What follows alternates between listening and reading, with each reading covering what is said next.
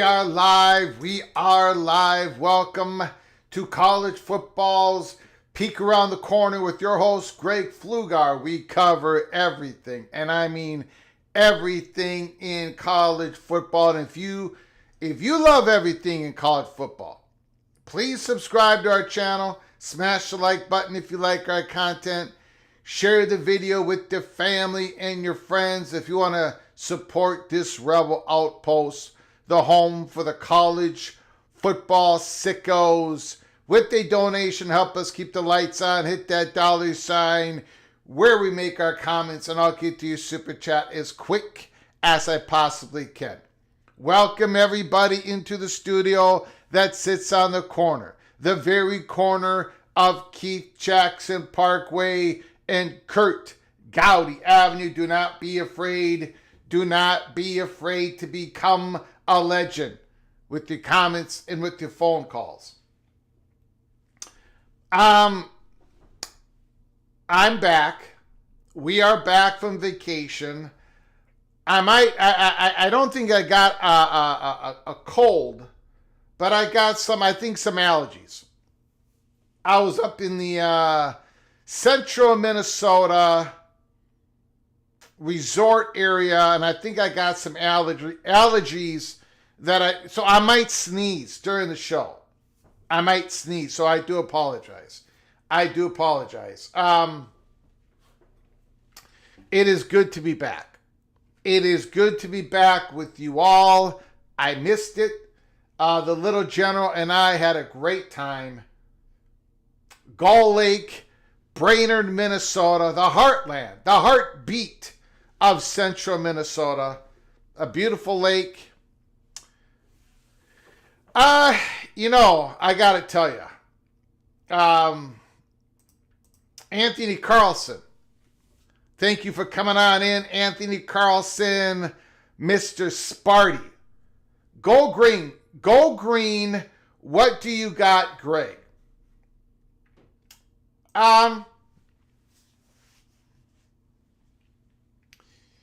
You know, we spent a lot of time at the pool. We spent a lot of time at the lake. I spent a lot of time eating. I had a few Miller Lights. There was one time when I was laying there in a chair, a big chair that would keep me up on the beach, a little beach they had there. And, you know, the sun is coming down and it's glistening off the waters. It's glistening off the waves. And then that sun is hitting the water just perfect. And then it comes and it hits my big, fat, white belly.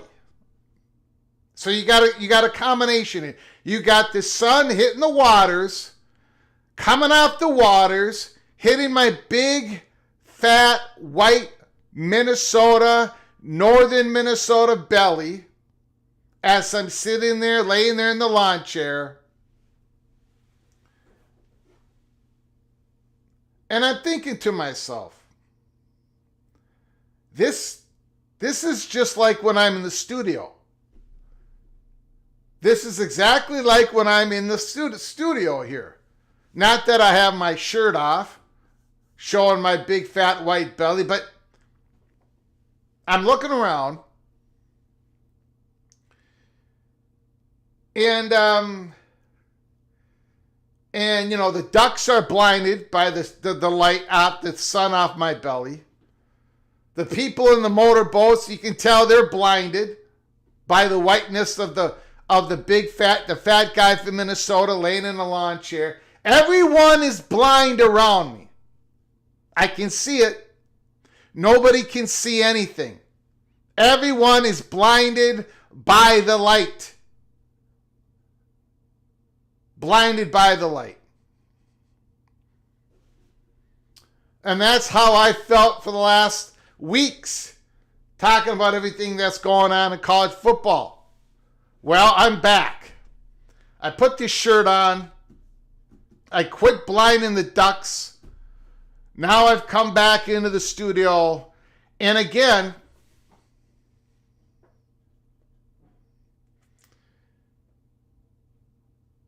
again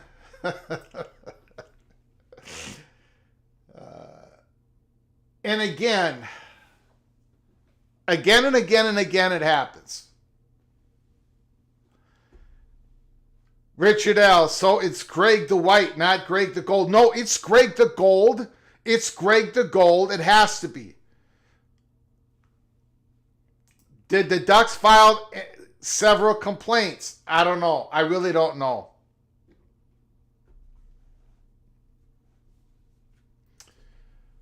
But again, ESPN buries the Big 12. ESPN buries the Big 12. ESPN is carrying around this big shovel, and it has a Mickey Mouse at the end of it. Disney. ESPN is carrying around a shovel, digging a hole, and rolling the Big 12 in it. And I'm running around being the modern day Paul Revere, and I'm the one that's getting hammered by the constituency of college football. Make it make sense. Once again, ESPN buries the Big 12. We are going to get into it. Another ESPN, another all-state playoff predictor. Another set of an algorithm. Data. Once again, buries the Big 12. We are sitting here on August 1st. And the Big 12 is getting buried by this algorithm, this set of data, this metrics, this schedule of strength, this schedule of record. The Big 12 is getting absolutely buried. And yet I'm the bad guy.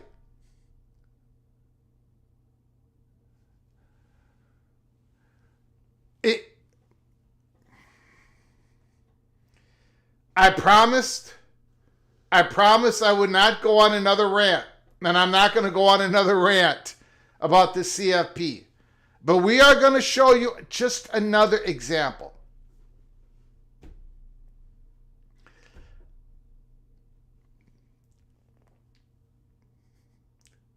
I mean,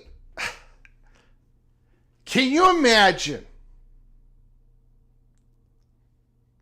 Can you imagine for a moment? I'm not going on a rant. Can you imagine for a moment a Penn State Big 12 team? I mean, a Penn State Big 10 team or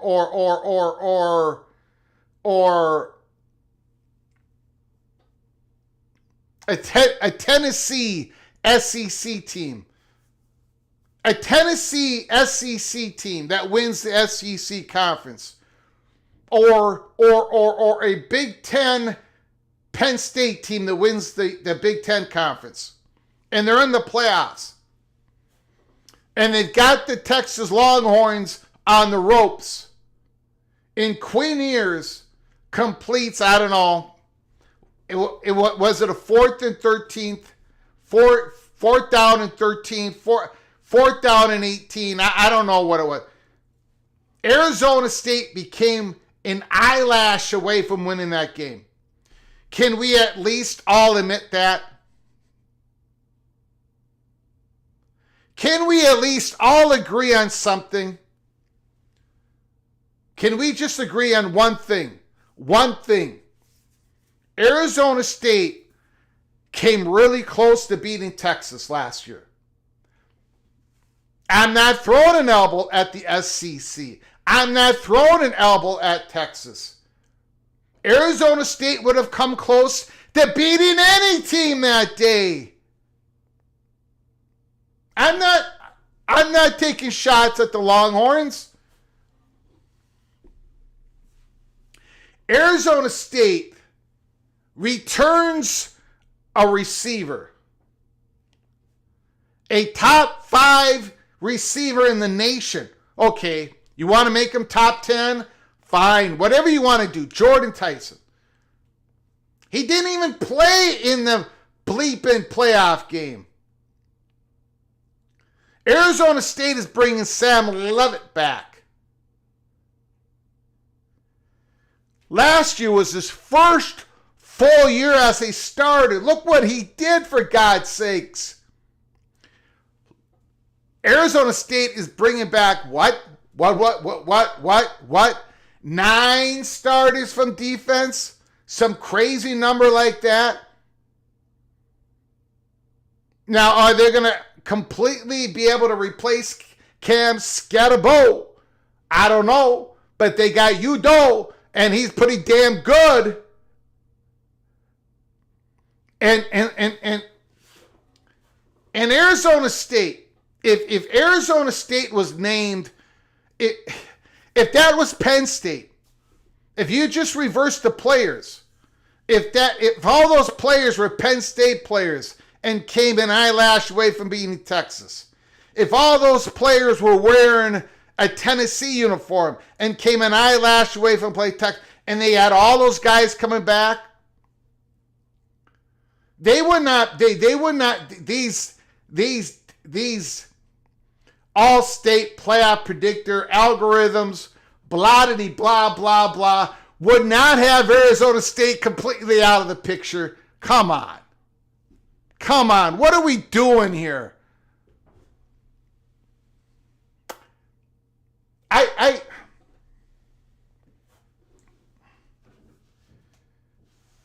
I don't even, again, I'm sitting in a lawn chair, sinking into the sand. The sun is glistening off my big white belly. I got everybody blinded. Everyone is blinded at the beach. And I said, this is exactly what's going on in the studio. But God dang it, I'm going to come back and I'm going to try to make people see what is going on. And then ESPN gives me a present. Another set of so-called data that shows that the Big 12, that there is seven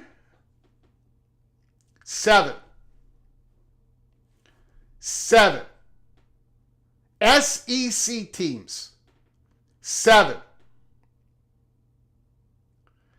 that have a better chance of making the college football playoffs. 7 of them have a better chance of making the college football playoffs than any Big 12 team.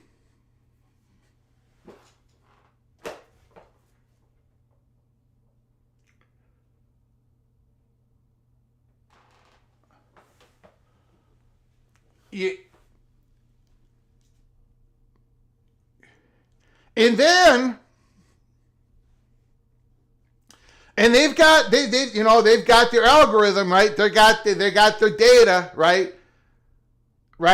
And the fat guy from Minnesota, I'm a moron, no question about it. I'm a moron. I'm an absolute moron.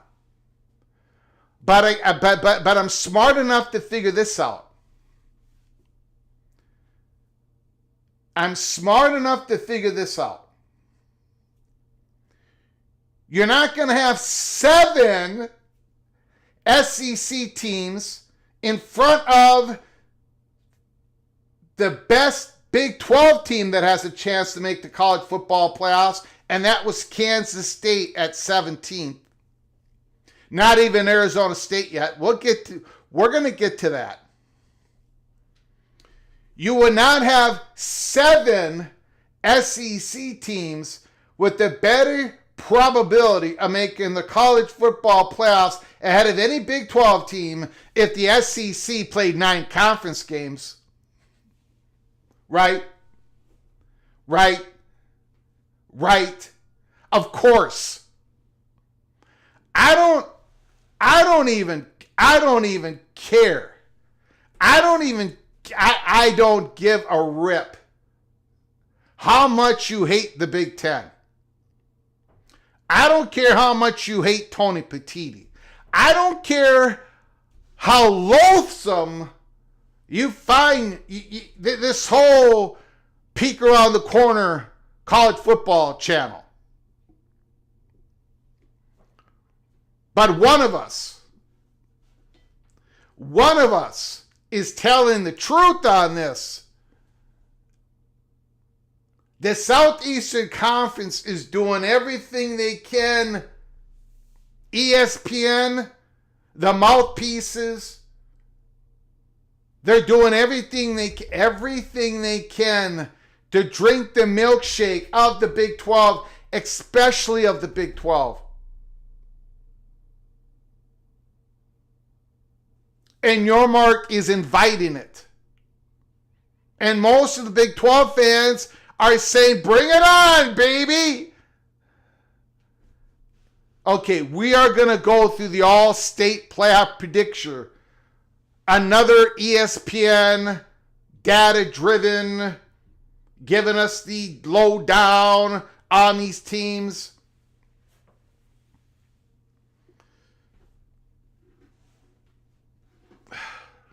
Unbelievable. Look, Mountaineer memes. Greg's going to have to eat that cheeseburger and he's not handling it well. Correct.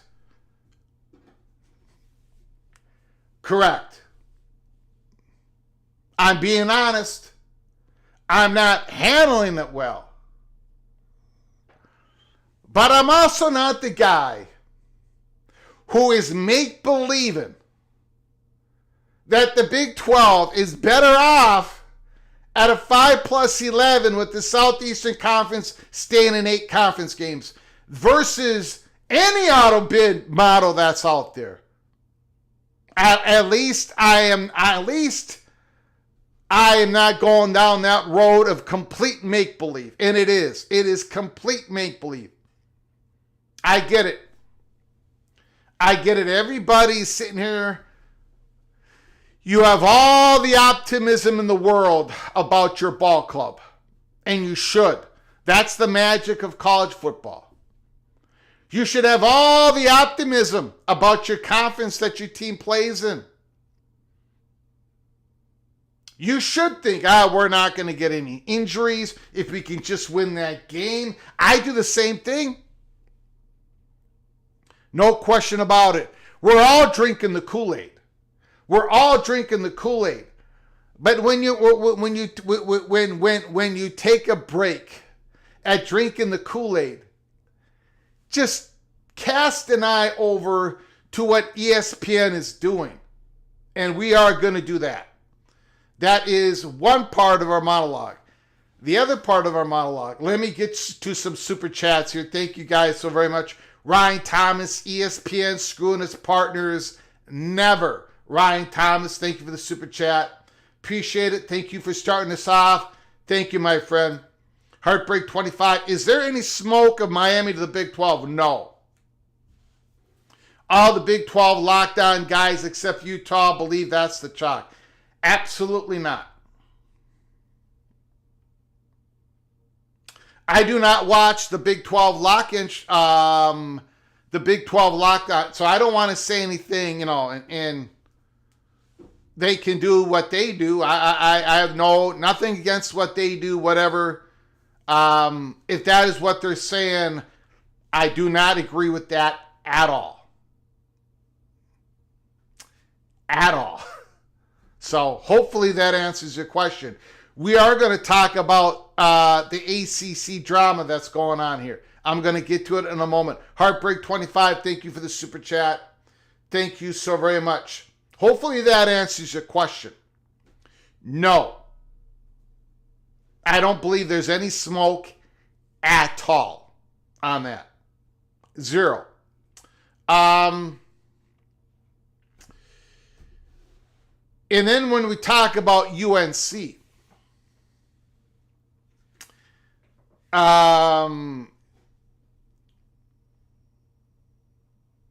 did you all saw what Lee Roberts said, correct?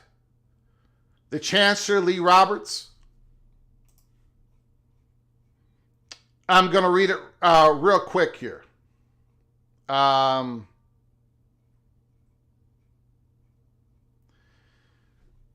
Roberts, delighted that the settlement was reached.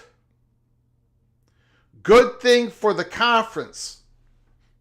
We are a proud member of the ACC, a founding member of the ACC. We've been a member of the ACC since 1953. So over 70 years now.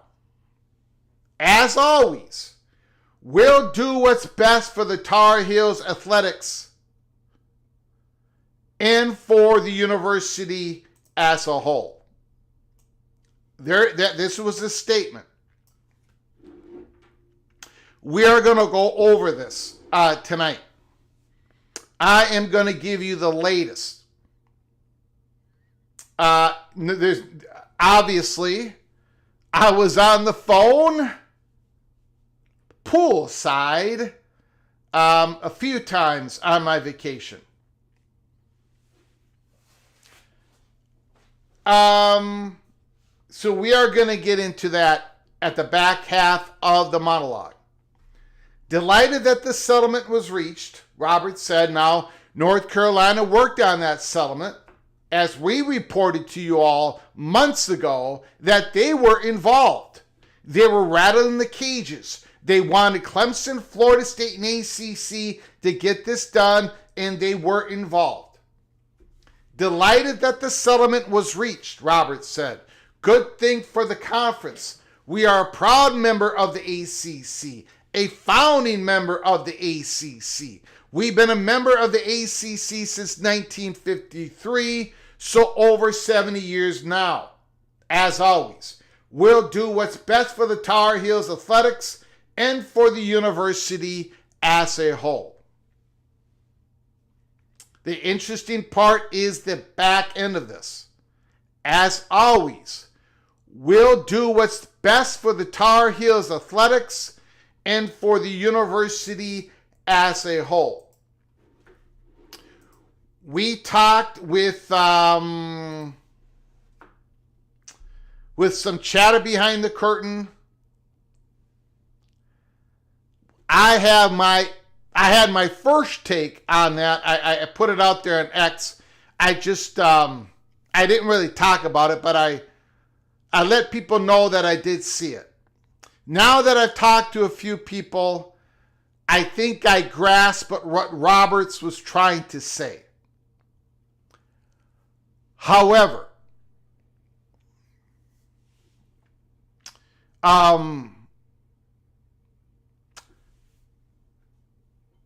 trying to be careful here. I am doing everything I can not to get sucked down into our own information silo here at Peek Around the Corner. We've been able to break stories. We've been able to give you the most accurate peek around the corner there is in college football YouTube world, and it's not even close.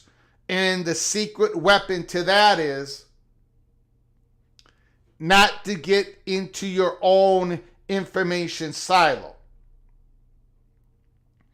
You gotta have curiosity, always. But the information that I received while on my vacation, it's firming up some stuff. I really believe this is dangerous because there's a lot of variables. I think we got a firm grasp at the dominoes here at Peek Around the Corner. So we are going to get into that. And we got some other stories here we're going to get to real quick. We are not going to do a spotlight show today. We don't have a team under the spotlight. We are going to resume that series this weekend, Saturday or Sunday. We are going to resume that series this weekend. We got a few more teams to get to. We've been through most of them. We have not been through all of them. We are going to continue to do so until kickoff. Dublin, Ireland, Iowa State, Kansas State. Doc Gibbs. Doc Gibbs, thank you for the $10 holler. I appreciate it so very much. Thank you for your generosity, Doc Gibbs. Thank you so very much. I appreciate it. Appreciate it very much.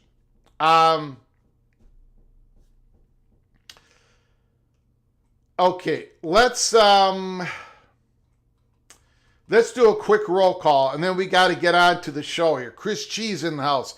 Jay Go Blue. Skaven, yes. Bo Weevil. Steel Austin. Ryan Brooks. Caleb Ramirez. Clemson alumnus.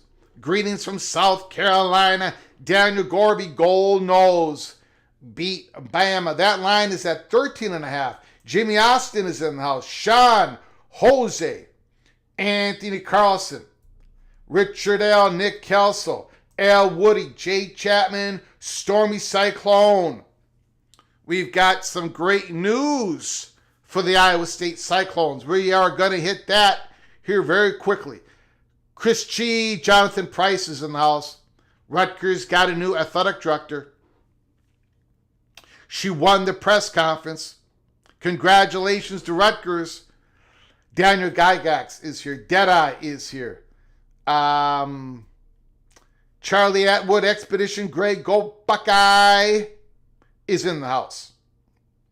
John Grove is here. Laura Weiss, the Red Raider. Opie. Opie is in the house. Ryan Thomas, Morris Simmons, Ed D is in the house. Jansen Roberts. Big Gunshot. Lockman is here. The Almighty Finn is here. Steven Vitt. Thanks for coming on in. Appreciate it. Bimba 7579. John Grove is here. Tom DeBay is here. Don Scruggs is here. G. Brew. Wendy Scruggs. Wendy's in the house. Wendy is in the house. They're building a new stadium, getting ready for SEC move for North Carolina. Laney Hall is in the house. I'm a Clemson fan, but I'm sorry I don't want my Tigers to go where the Tar Heels go because of Tobacco Road. They are the biggest part of why the ACC is absolutely bleep. Lanny Hall does not want to follow the Tar Heels. Dave Chauncey's in the house. MBM Go Pokes is here. Skaven Yes. Thank you so much, Skaven Yes, for becoming a new member. New member of the Cloak and Dagger Early Peak. I appreciate it. You are officially knighted. Officially knighted, Cloak and Dagger, Skaven Yes. A lot of optimism running wild in Lincoln, Nebraska. Skaven Yes. Thank you so very much. Appreciate it. Taylor Mott is in the house. Thomas is here. Stephen McNeely, Kenneth Stromnath, Amazing Blue. If I missed you, I apologize. Adam, Tom DeBay, Cranky Tiger, Eric Johnson. Thank you guys. Appreciate it. Okay. All right. First of all, we got some news. Out of Ames, Iowa. Iowa State and coach Matt Campbell have finalized his extension to 2032. He'll earn $5 million per year in total compensation. The three-time Big 12 Coach of the Year took a discount on the deal to ensure his staff pool increased and allowed Iowa State to allocate an additional $1 million in rev share funds for football, sources told ESPN. This is fantastic news for the Cyclones. Iowa State is keeping Matt Campbell on a big discount, ladies and gentlemen. $5 million per year for all the success he's had at Ames, Iowa. He is the 41st highest paid head coach. The 41st highest paid head coach. That is, he is a godsend for Iowa State. And Iowa State is a godsend for Matt Campbell. We're always making jokes, right? We're always making jokes. Matt Campbell seems to always be on a hot board list somewhere because he's done such an excellent job at Iowa State. Now, I don't know about the buyout numbers. That's an important number to know. I do not have that number. If Stormy Cyclone or anybody else has that number, put it in the chat room. But this is a great deal for Iowa State. And for him to take a discount so the staff pool money gets increased a little bit and you put another $1 million into the rev share, that's incredible. Matt Campbell, man. It's your job for life until you want to walk away from it. That's how I take it. So that is big news. That is huge news. The vacation was great.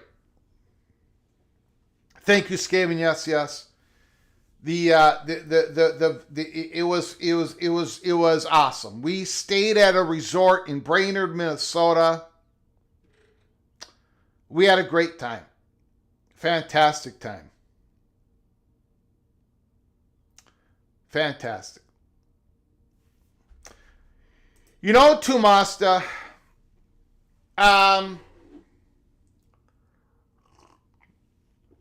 what is it? What is it? I think it's called Atlas 31. Is that the name of it? Atlas 31. I was on vacation. I've only read a little bit about it. I just saw Congresswoman, the lady from Florida. I don't remember her name. But she has asked, boy, I'm getting every part of this story incorrect. I'm getting every part of this story incorrect. The lady from Florida, which I don't remember her name, we're talking about this thing in space, which I don't remember the name, Atlas 31 or Atlas 21, something like that. The congressman from Florida has asked the NASA, is it, or the Hubble telescope, the people who run the telescope, to keep their eye on this thing, something like that. There was some directive. Now, do I think it's a UFO on its way? No. But it is interesting. It is interesting that this object, it's an interstellar object, right? It's like the fourth one we've ever noticed. The fourth one. Something like that, 4 or 5. And it's coming towards the Earth. And this object sounds like it's going behind the sun. And it sounds like we are going to know more about this object in a very short period of time. Like, we're going to know more. Is it a 99.9999% chance it's some part of a comet that came off a comet out of another solar system, whatever. But it sounds like we are going to learn a lot more about it here in a very short period of time. And it's supposed to come close to us, what was it, October, December, something like that. We'll talk about it more if it becomes more interesting, okay? But for now, PATC is going to go ahead. We're not going to suspend our curiosity, but we're going to put it in the bucket of being right now thinking that it's a comet rock, something like that. Okay. We got other news. We got other big news. Rasul Fajan. Rasul Fajan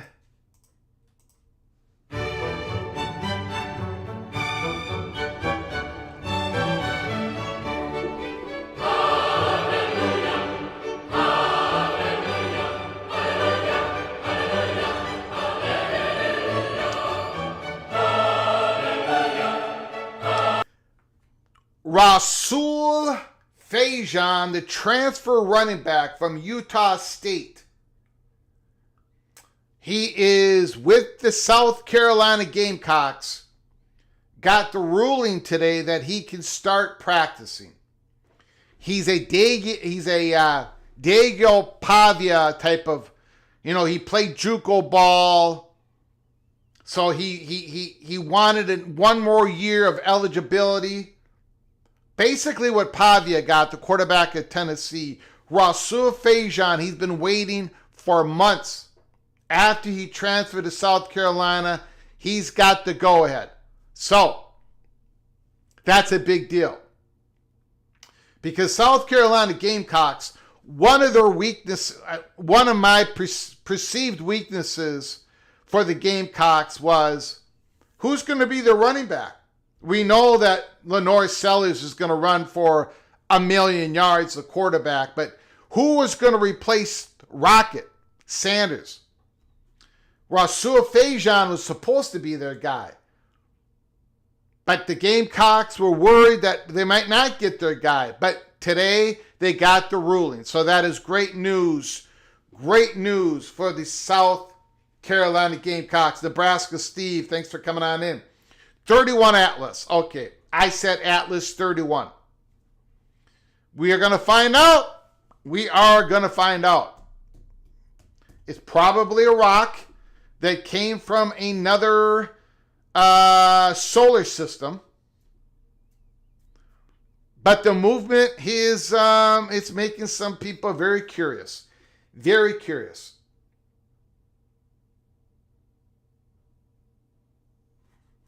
No public UNC Chapel Hill Conference realignment proposal has been presented to the UNC System Governance Committee of the Board of Governors. This is required as a first step.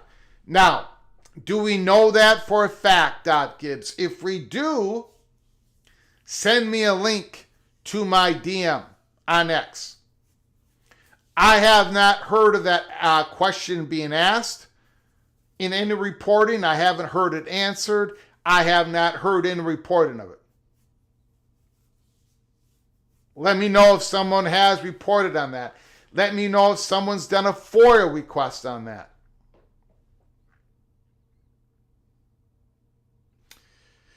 Mr. Pinball, gotta love how the internet is fascinated by fast-moving space rocks. Well, if that's all it is, which there is a 99.999% chance, I believe, that it is, it's still fascinating because it's an interstellar rock.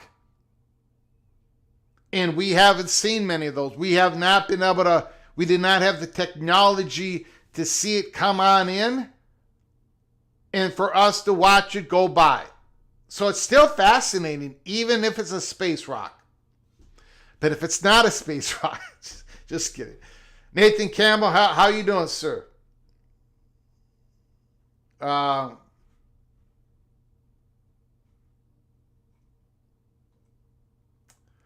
Okay. All right. Let's get to it.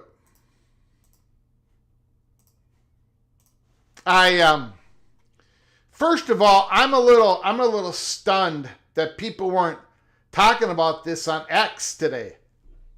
I talked about it, but most people ignored it.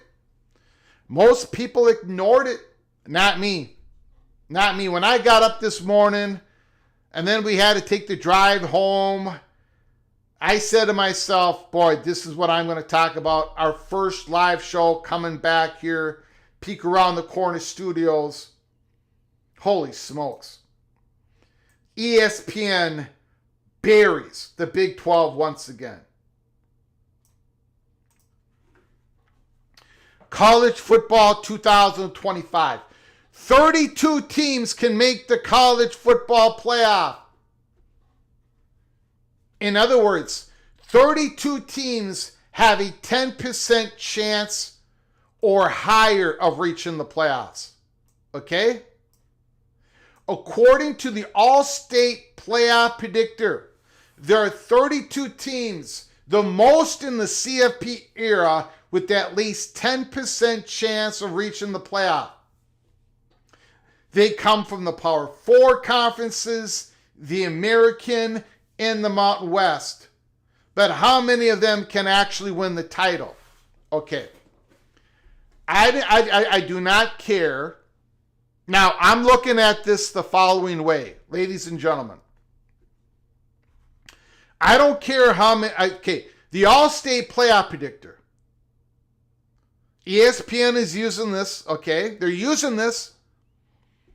I do not care about how many of them can actually win the title. I don't even care about the 32 teams.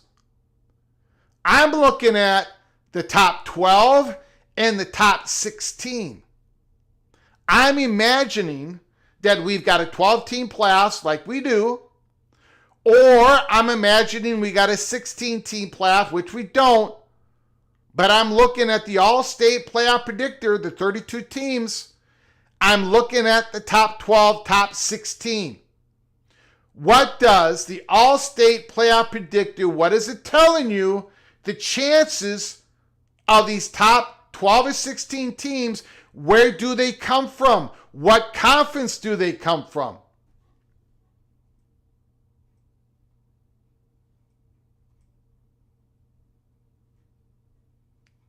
Okay. Number 1, Texas Longhorns. They have the highest chance of making the college football playoffs. I'm not even going to read through this, okay? I will provide a link in the description box. You can go ahead and read it. We've gone through all this stuff before, guys. Number 2, the Georgia Bulldogs. I'll tell you what.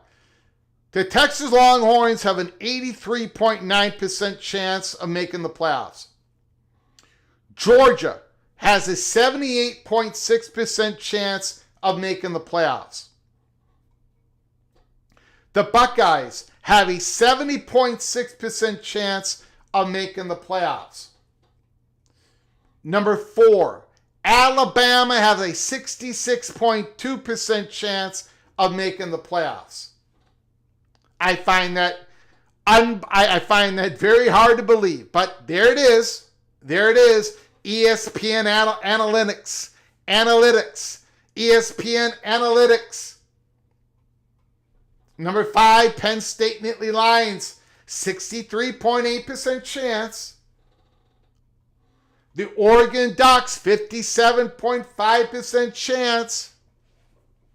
The Clemson Tigers, 47.3% chance. The Miami Hurricanes, 46.3% chance. The Notre Dame Fighting Irish, 45.6% chance.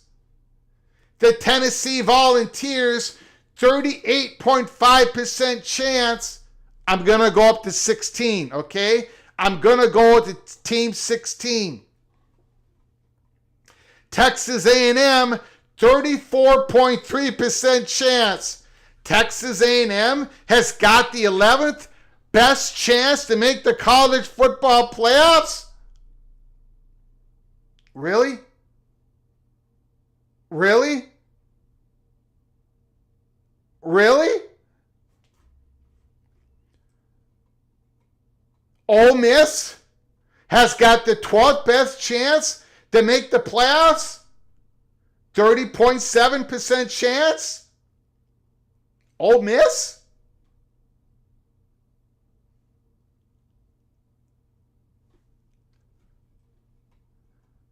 LSU, 30.3% chance. Michigan, 25.3% chance. Now hang on to your butts. Get your seatbelt on, buckle up. Number 15, the Boise State Broncos, 25.2% chance. Number 16, the Tulane Green Wave, 24.3% chance.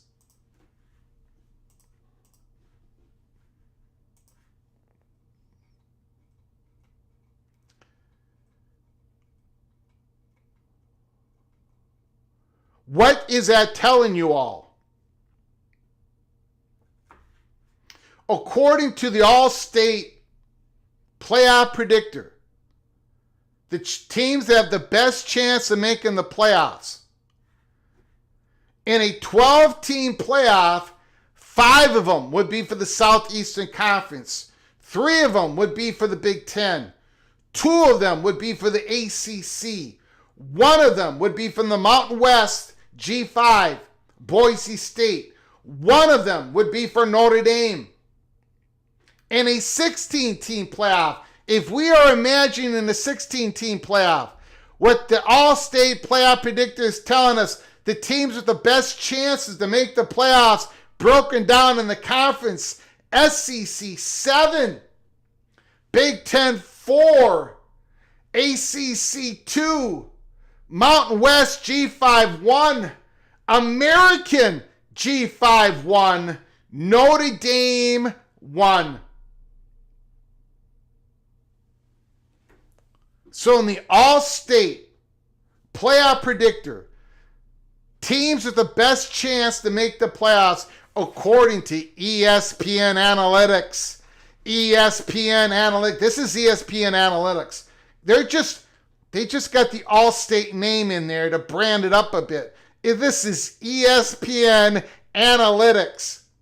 Doesn't even have a Big 12 team in the 16-team playoff. They don't even have a Big 12 team as one of the top 16 to have the best chance to make the playoffs. Now, if that is not burying the Big 12, I don't know what is. 2 G5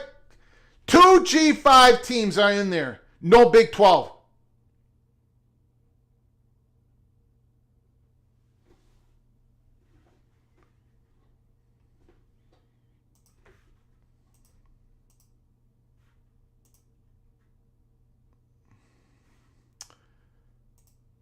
Okay, so who do they got in there for the Big 12?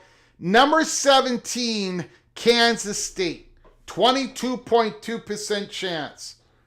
That is the highest that they've got a Big 12 team, Kansas State.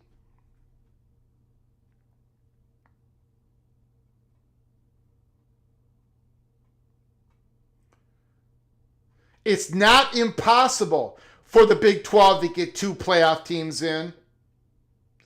But the most likely scenario for the second team is as a league runner-up in a close loss, similar to what happened with SMU last year in the ACC.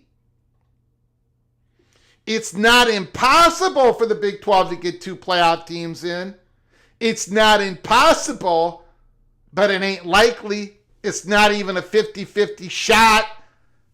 It's they have a narrow gap. They got a narrow chance. They got a second team in the playoffs. This is what ESPN is putting out there. And they've done this in so many different ways. So many different ways.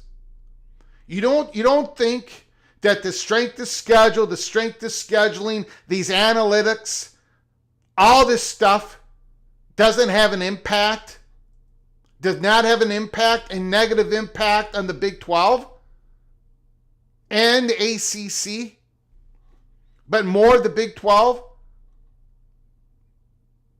And one of the main aspects, and of course, the Big 12, they play 9 conference games. The SEC plays 8. They have 9. The Big 12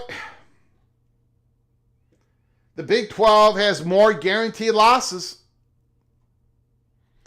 And they're going against the strength of schedule that is all done by the same analytics. Number 18, Auburn. There's your 8th SEC team. 19, UNLV Rebels. ESPN has 2 Mountain West teams with a better shot, have 2 out of the top 19. The Big 12 has 1 of the top 19. You don't think ESPN is burying the Big 12 once again? Number 20, SMU Tigers. The top 20 teams that have the best chance to get to the playoffs. 3 of them are ACC. 2 of them are Mountain West. 1 of them from the American. 1 of them from the Big 12.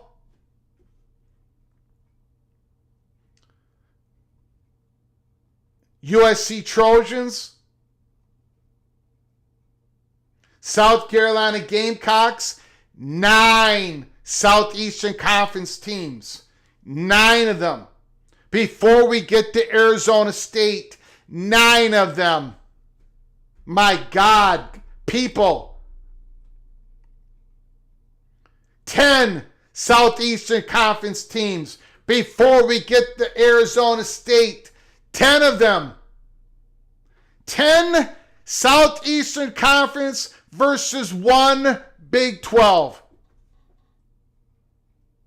There it is, Arizona State at 24. 16% chance of making the playoffs.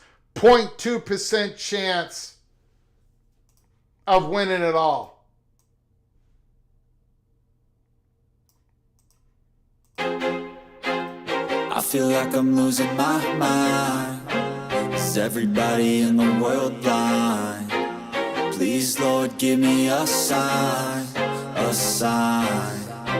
I feel like I'm losing my mind. Is everybody in the world blind? Please, Lord, give me a sign, a sign. I wanna be the greatest. Everybody on the fake shit. I look around and feel like everybody is the fakest. I make this every day and I'm impatient, hoping one day I blow up from the basement. Statement, the top is so vacant. I don't hear shit that I think is amazing. Wait.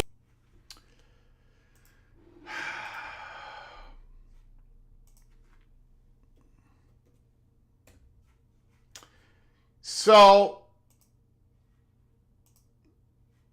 hold on a second. Give me a moment. I'm not going on a rant. I promise you, I am not going on a rant. I'm doing the best I can not to go on a rant.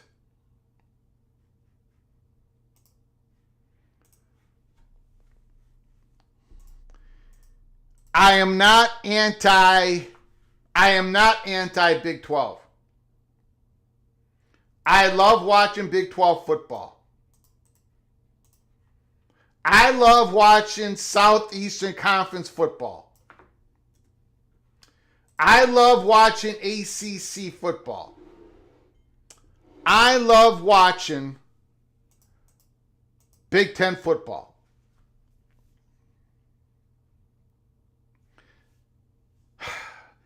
And I've also said, I don't know how many times, the Southeastern Conference is the best football conference in the country. I believe the gap has closed. Most of it due to things that are completely out of the Southeastern Conference control. NIL, rev share, this is a new world of college football. I believe the gap has closed. A lot of changes in college football. I think there's more competitive teams than ever. You guys know how I feel. I think 16 teams is not enough. We got to go to 18. We got to go to 18. 18 or 20. And it's got to be the AQ model.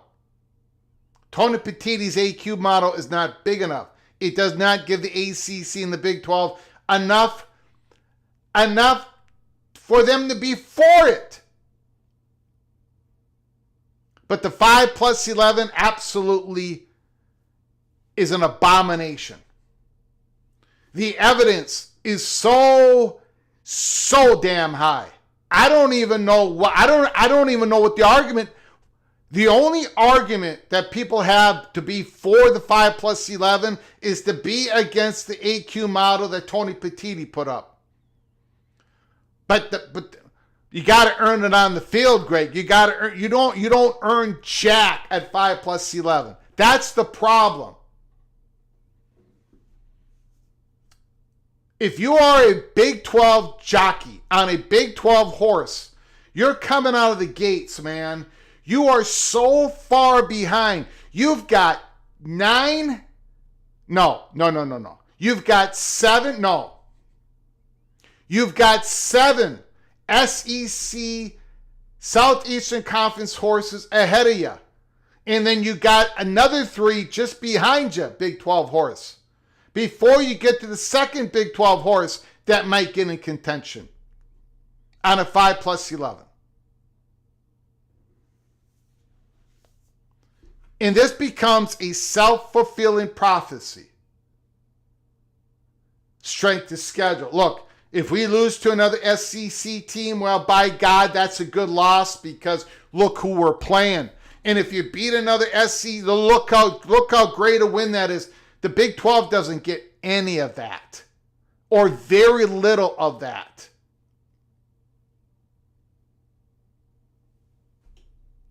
The Big 12 fans should be focused on their conference race to see who can get into the Big 12 championship game, and the winner gets a chance for a bye in the playoffs, and then who can get into that 3 versus 4 play-in game.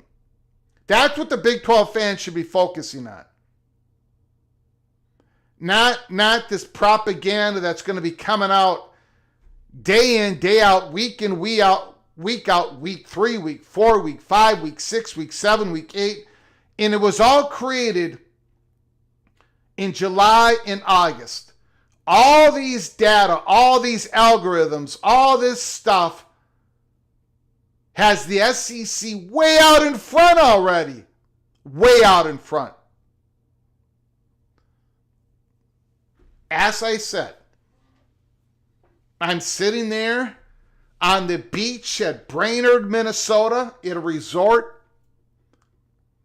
The sun is glistening off the waves on the lake of Gull Lake. And that sun is hitting the lake and is hitting my big, fat, white belly. The sun is hitting the lake and then my big, fat, white belly, and it's blinding everybody around me. It's blinding the ducks. It's blinding the little general. It's blinding the people driving the boats. It's blinding the water skiers. It's blinding everybody. And I'm sitting there going, the little general makes a joke. And I'm sitting there going, yeah, everyone's blind. Everyone's blind. Except I'm sitting here and I can see. Okay, this time it's my big fat white belly. Maybe when I come in the studio and everyone's blind around me, it's not my big fat white belly. Maybe it's my big fat mouth. But whatever is causing this blindness, again, I promise I'm not going on another rant. I don't know, guys.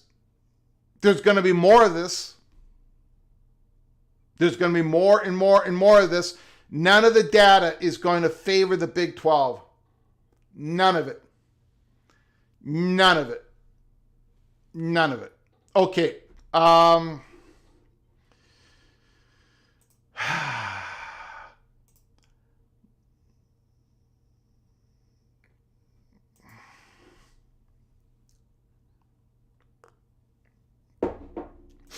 Greg, your argument is with the SEC. Top telling Big 12 fans how to think because the Big 10. My argument is with the SEC. You are correct. But my argument is with Brett Yormark and with majority of the Big 12 fans and the majority of the ACC fans. My argument is with everybody, MBM. I'm not afraid to say it. My argument is with the Southeastern Conference. But, at the end of the day, the Southeastern Conference is doing what's best for them. This 5 plus 11 is what's best for them. it ain't best for a couple other conferences. So, but thank you for the comment, MBM. Appreciate it.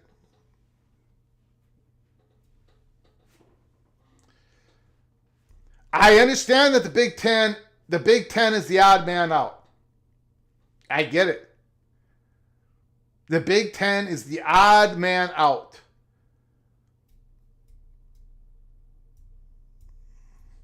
I get, look, I'm not expecting anyone to change their mind. I still completely disagree. I get it. Even though the All-State Playoff Predictor, the ESPN Analytics, is basically taking the Big 12 and putting them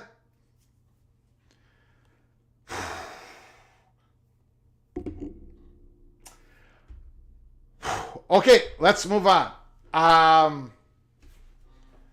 We're just gonna have to go through another season of this.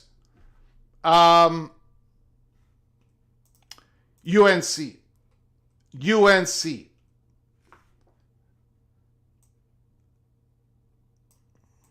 WRAL News. ACC sets record for money earned and distributed, but league knows it needs more. The Atlantic Coast Conference earned more than $711 million in the 2023-24 fiscal year, according to its latest tax documents. And we are going to get into the latest of what I heard when I was on vacation.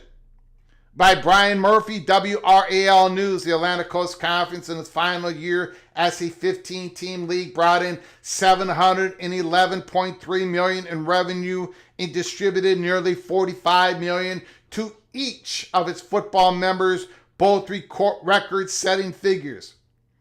It's a high watermark for the league in the history of the league.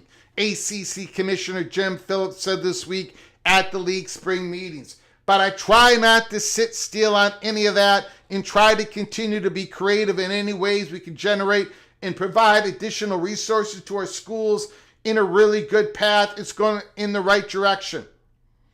The Big Ten reported blah, blah, blah, SEC. More money doesn't equate and guarantee success, Phillips says. Does it help? No question. And we're fooling ourselves if we don't think it provides assistance in all the areas that you see expenses going to in our league. We're always trying to do more with less. That's just the position we've been in. Okay, I'm going to skip to that point here. The television rights are largely driven by football. One reason the Big Ten and the SEC, with the large number of football brands, have signed larger deals in recent years. The economic difference between the Big Ten and the SEC and the ACC and the American or some of the other leagues is significant. But we're all trying to compete for those national championships and automatic bids, UNC Athletic Director Bubba Cunningham told a group of business leaders Friday.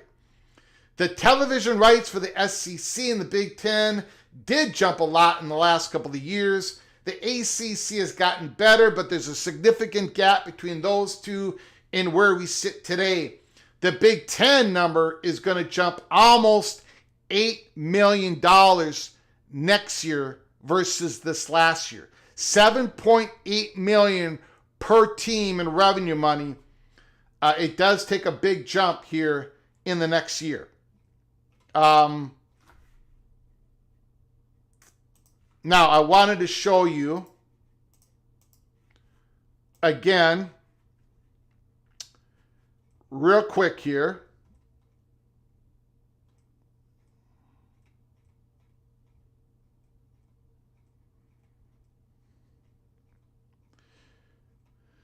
Okay.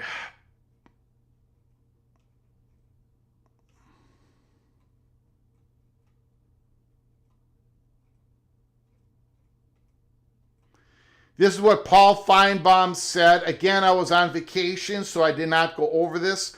Per On 3, Paul Finebaum, we all know that there are a lot of anxious schools there. I've said all that as a preamble to say that I think ultimately it's going to happen.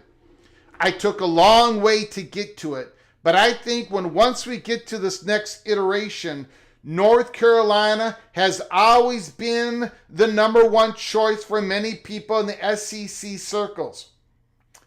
We believe this to be true. We reported this last year on June 15th of 2024.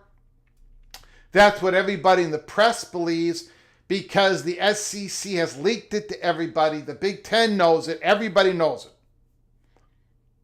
And I think even all the college football YouTube channels that were telling me I could not be correct because Florida State and Clemson had the biggest football values, now I think they believe this to be true as well. I think finally we've got a consensus on that. I think, Paul Finebaum, the bigger question is, when exactly does it happen? And secondly, who would their drafting partner be? This is the part that I want to focus on. And secondly, who would their drafting partner be? Let me get to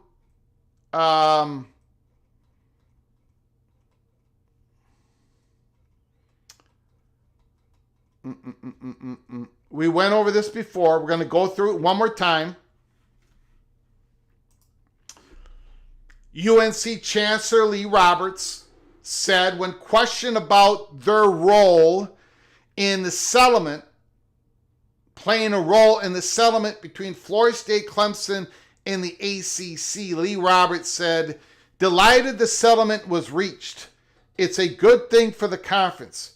We are a proud member of the ACC, a founding member of the ACC. We've been a member of the ACC since 1953.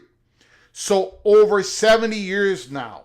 As always, we'll do what's best for the Tar Heels athletics and for the university as a whole." When I first read this, I said, holy smokes. Why would Lee Roberts finish off this statement saying, as always, we'll do what's best for the Tar Heels athletics and for the university as a whole? I'm thinking, why is he putting that in there?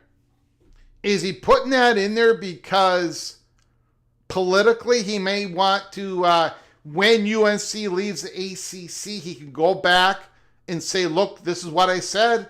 This is what I said on July 31st. We're always going to do what's best for Tar Heels athletics and for the university as a whole. As I poked and prodded on this during my vacation,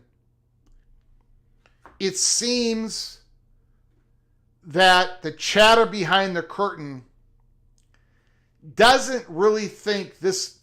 They believe this is much to do about nothing. In other words, Roberts was answering the question about North Carolina's role in the settlement. So Roberts is saying, we acted in this is what the chatter behind the curtain believes, what Roberts is saying, from what I can pick up, from what was told to me, is basically Roberts is saying, we'll do what's best for Tar Heel athletics and for the university as a whole. That's why we got involved in the Florida State Clemson ACC settlement.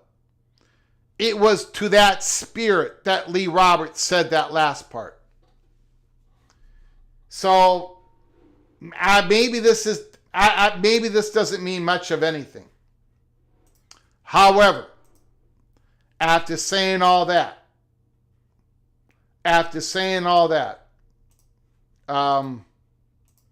let me get into the part in which we learned a little bit more information on my vacation. Ryan Willie, the Evil Badger, has a question for Big Ten haters.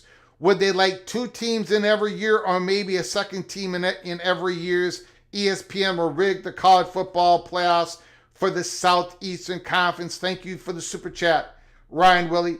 Thanks for all of your support for our channel. I appreciate it, Mr. Evil Badger, Ryan Willie. Thanks. Rod Nix, I get it. Respectfully disagree, Greg. These guys are best thumping. That's what I believed when I read that. I believed that Lee Roberts said that last part because he just wanted it out there in the ether, right?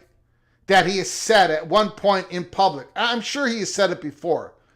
We are always going to do what's best for North Carolina athletics and for the university. I thought he put that out there so he could come back and say, look, we're leaving, and we've always said we're going to do what's best for the university. I'm just telling you guys, the chatter behind the curtain believes that was Roberts directly answering the question on why they got involved with the settlement. It was best for North Carolina for Florida State and Clemson and the ACC to settle. That's what the chatter believes. But again, everybody in the chatter believes that they're gonna leave anyway. So, but this is what I learned.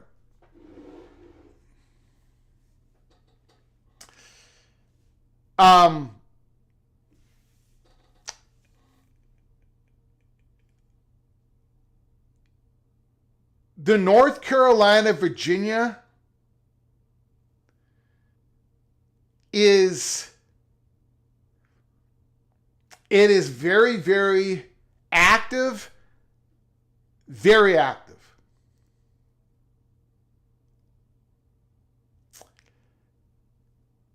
The Clemson, North Carolina relationship is about as good as it could possibly be. So the question is, Paul Finebaum, my biggest question, every time I talked with somebody, be it a money perch, be it someone firmly the chatter behind the curtain, my first question is this. Is the SEC going big scoop or little scoop? That's the big question. That is the big question. I cannot, now for me, from everybody that I talked with, and I'm talking, this is like the last 6 months, and this is why I came out on April 9th and made my prediction that the Southeastern Conference was going to do the big scoop. If the Southeastern Conference is not doing the big scoop, if they're just taking 2 schools, then we've got a situation here.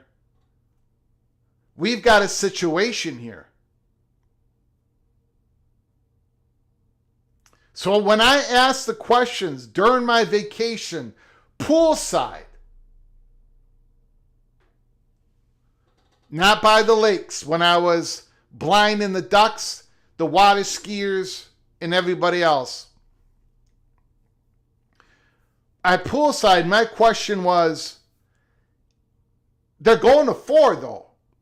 They got to go to 4. The Southeastern Conference has to scoop 4. It doesn't make sense, right, for them to go 2. They got to go to 4. They got to go to 4 because they need the right blend to get everybody satisfied. Unless they go with North Carolina and Clemson. That could work. But then again, that's not... You're leaving the Big Ten. You're letting the Big Ten have an opportunity to really do something. Like, you cannot just go 2. You've got to go 4. The answer back to me basically was, if you asked,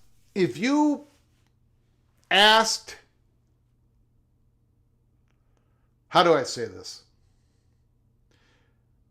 I cannot speak for Paul Finebaum. Okay? Nor can I speak for his producer. Nor can I speak for Heather Dinich or anybody else at ESPN or anybody else that talks on SEC Network, but there does seem to be a little bit of a split between the chatter behind the curtain. The closer you are to Greg Sankey's world, it seems that you would be believing that the Southeastern Conference is not going to do the big scoop. They're going to do the smaller scoop. The further you get out from Greg Sankey's universe, the less of the chance that Greg Sankey would give you a call as a national reporter, the more you believe the Southeastern Conference has to do the big scoop, getting 4 teams. So this was told to me, and then from somebody, from a chatter behind the curtain. So then I got obsessed, right? I'm thinking about all, and I'm not going to name names.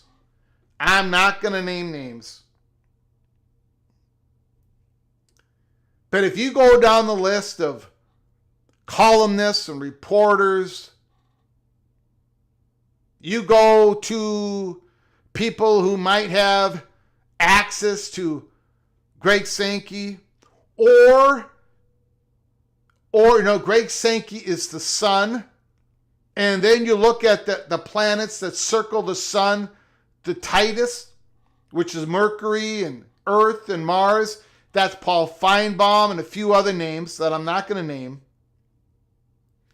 It seems like those people, if you ask them, would be only talking about an expansion of 2 teams. But the further you get out, especially in Big Ten circles, it's like, no, they got to go 4. You're not going to just take North Carolina and Clemson. The Southeastern Conference is not going to take just North Carolina and Clemson.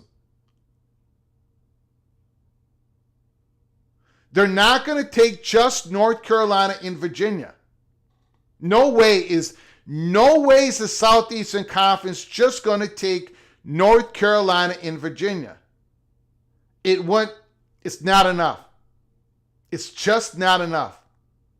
They're not going to let the Big Ten be able to somehow make some sort of deal among the presidents and take a Clemson with a couple other big-time academic universities like a Notre Dame comes along, because the Southeastern Conference cannot let the Big Ten even have that opportunity.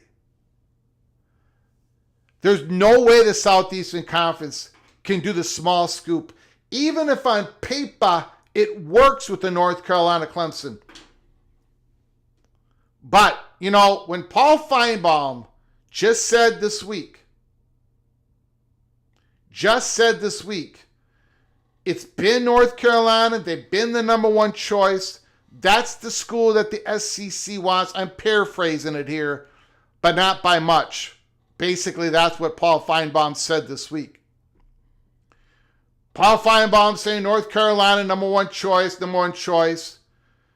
And again, I've been saying this for a very long time. It's not a secret. It's just not a secret. So Paul Finebaum is telling you, in my strongly held opinion, he's telling you the absolute truth. North Carolina is the number one target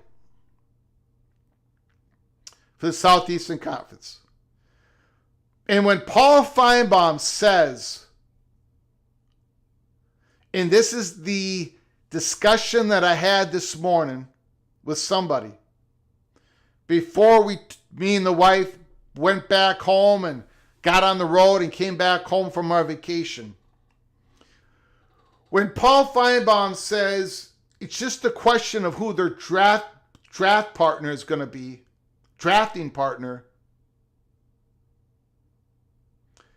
if he's as accurate with that as he is with North Carolina being the number one choice, and the Big Ten in the SEC only takes 2 schools, wow. That would be something. And I do think drafting partner, let me put that up again here, if I can find it.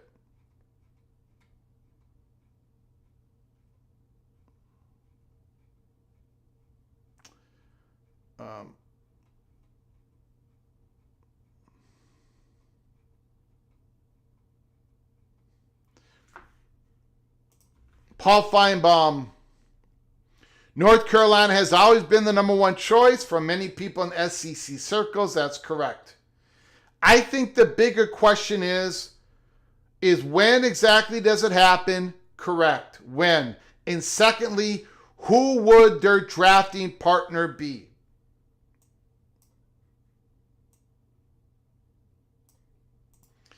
And the interesting thing about a drafting partner is a drafting partner, you need each other. One car goes out ahead, and the second car gets behind the first car to save on fuel, aerodynamics, and then they do a do-si-do. And then the other car, the car in second, takes over and is in first, and the car in first falls back to number 2. Drafting partner, helping each other out. We call that here at PATC the right blend. The right blend. Who is the right blend? Paul Finebaum is using the phrase drafting partner, and that works. So if Paul Finebaum is talking about, the second question is who's going to be their draft partner? Well, we always believed here at Peek Around the Corner that their drafting partner, because it gives them political cover internally, and it's their most closest relationship, would be Virginia. But then it couldn't stop there. They would have to take a Clemson and a Florida State. And I've gone into those reasons why. North Carolina and Virginia would need a drafting partner of Florida State and Clemson. But if Paul Finebaum, in those closest to the Greg Sankey son, that revolves around Greg Sankey the closest, if they believe it's a small scoop,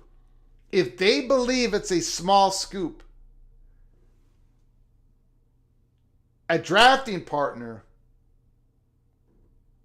See, I don't think Virginia is a good enough drafting partner for North Carolina. I've always thought they would need Florida State and Clemson. So if Paul Finebaum is talking 2 schools, then it probably is North Carolina and Clemson. I'm just speculating, but if and if it's just North Carolina and Clemson, then the Big Ten's got to be like, okay, there are more doors that they've got more options than I think they believe they're going to have if that is exactly what the Southeastern Conference does. Take a North Carolina and a drafting partner, not partners. But then again, Paul Finebaum could be wrong. Maybe, again, I still think it's going to be the big scoop. I cannot imagine the Southeastern Conference giving the Big Ten a door open to a Miami, Florida State ad.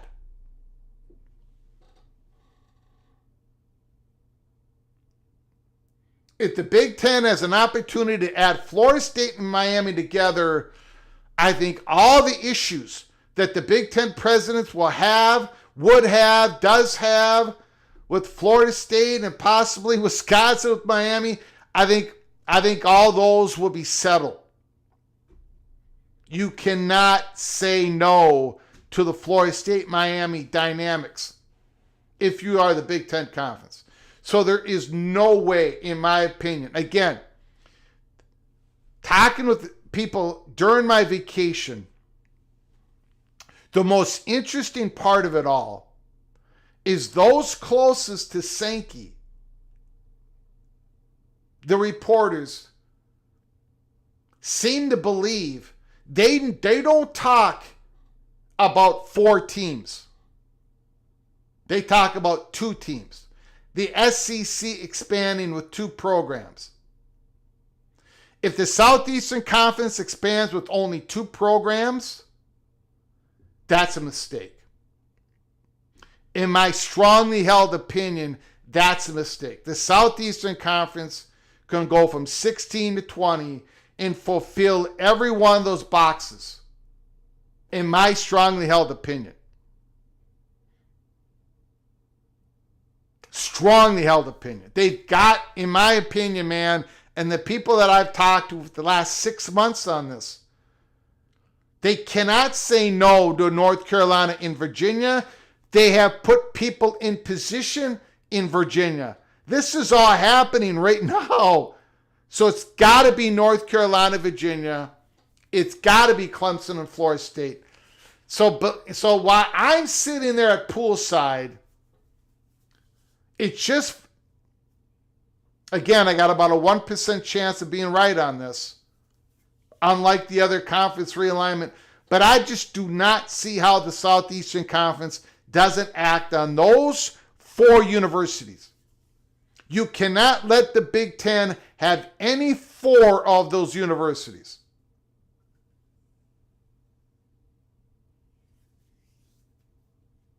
In my opinion.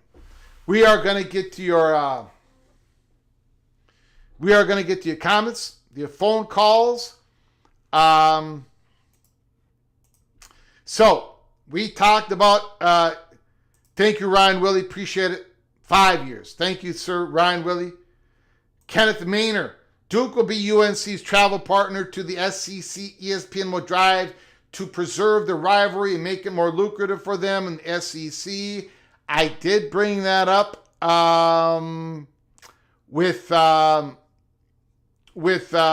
I talked with, a couple different people, and they still believe that they still believe that Duke is a long shot to get into either conference, and their best shot is with the Big Ten. One of the reasons why is for whatever reason,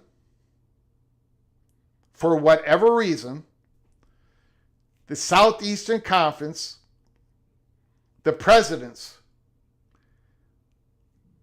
have how do I say it? They definitely have a preference of public universities. So that is one of the many things that I think Virginia is ahead of Duke. And I think Clemson is ahead of Duke. And now, could it be? It would blow my mind. It would absolutely blow my mind if it's like a North Carolina, Duke, Virginia, Clemson. I don't see how that works. I don't see how that works. But thank you, Kenneth Maynard. I appreciate it. A lot of people agree with you, Kenneth. A lot of people agree with you. I still think I'm going to go down with the ship. I think it's going to be North Carolina, Virginia, Florida State, and Clemson. I cannot imagine. I cannot imagine. I can't imagine. I don't have a cheeseburger on that. Dante's. Don't have a cheeseburger on that.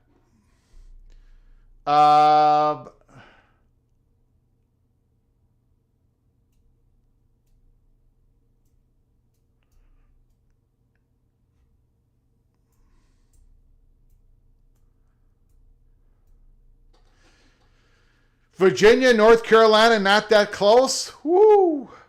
Georgia Hill, North Carolina, Virginia are very close. Very close. Very close.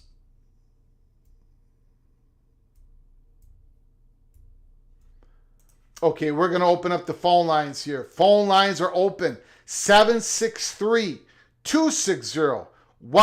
763-260-1333.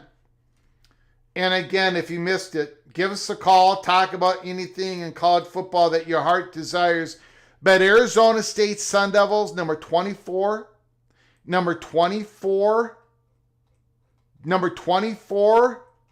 on the top 30 teams that could make the playoffs for ESPN. Wow. Wow. Again, I believe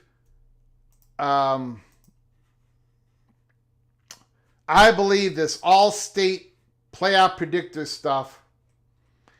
I don't know how you can read this.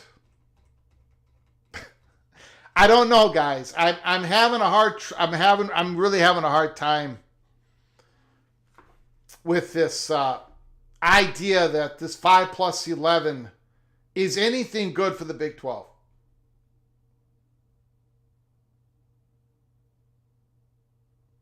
I think it's an absolute train wreck. There is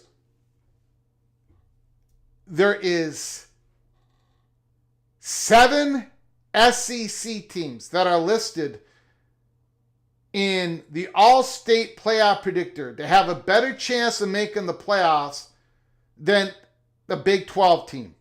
7 SEC teams. You've got Texas, Georgia, Alabama,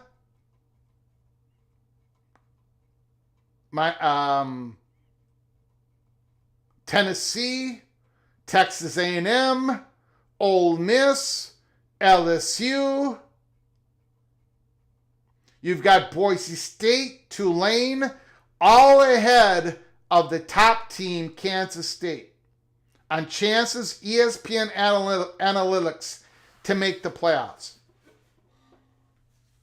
And then you got another SEC team in Auburn, another Mountain West team in UNLV, another ACC team, another Big Ten team, another SEC team, you got 10 SEC teams that are listed in having a better chance to make the college football playoffs than your reigning, defending, undisputed Big 12 champions, who's got their quarterback back, who got their best wide receiver back, who's got 9 starters from defense back.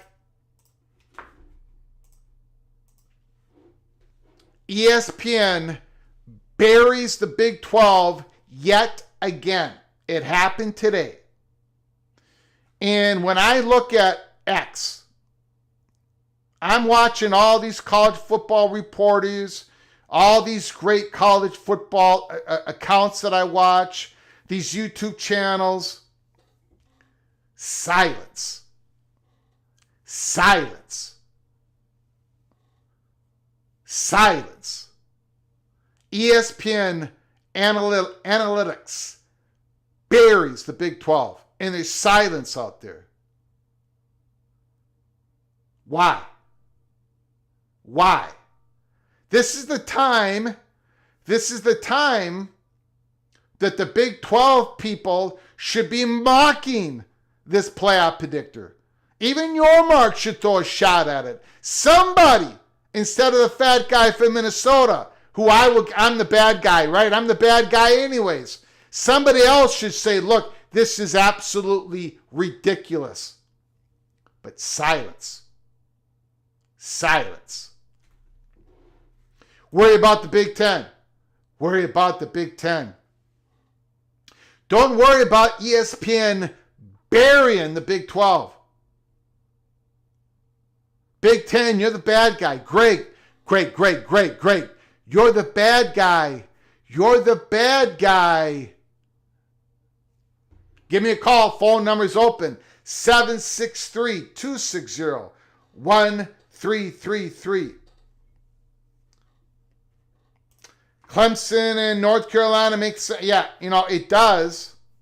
Okay, Jose. Well, I mean, let's say that is it. Let's say it's North Carolina, Clemson. Let's say it's just North Carolina, Clemson. What does the Big Ten do? First of all, they have a conversation with Notre Dame, and they say, look, North Carolina's gone. They're bye-bye. They're bye-bye. The ACC network takes a hit. Clemson is gone. They take a hit. Clemson is going to be in the Southeastern Conference. Clemson's going to be playing 9 conference games because they got to go to 9 if they're going to expand. You think Clemson is going to play you guys every single year, Notre Dame? Notre Dame, what do you do? And what if Notre Dame says, we're not interested yet. What are you guys going to do, Big Ten? And the Big Ten's probably going to go, what do you want us to do, Notre Dame? What do you want us to do?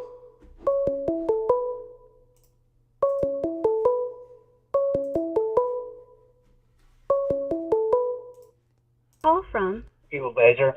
Evil Badger is on the line. The floor is yours. Hey, Greg.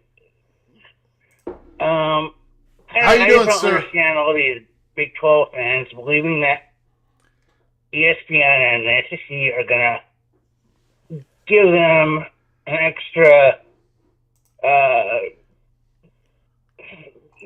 they'll be able to get more teams in that way with the 5-woman plan. There's no way. Like I said before, the SEC got 14 or 16 teams in the basketball tournament. What are they going to do with a football playoff? Yeah. People have to understand that. Just look at Florida State a couple years ago. They were 13-0. They got left out of the playoff. Yeah. People have to think about it. It's not that the Big Ten's trying to screw the Big 12. We're actually trying to help the Big 12 get more teams in. Because I guarantee you, they will only get one team 4 out of 5 years.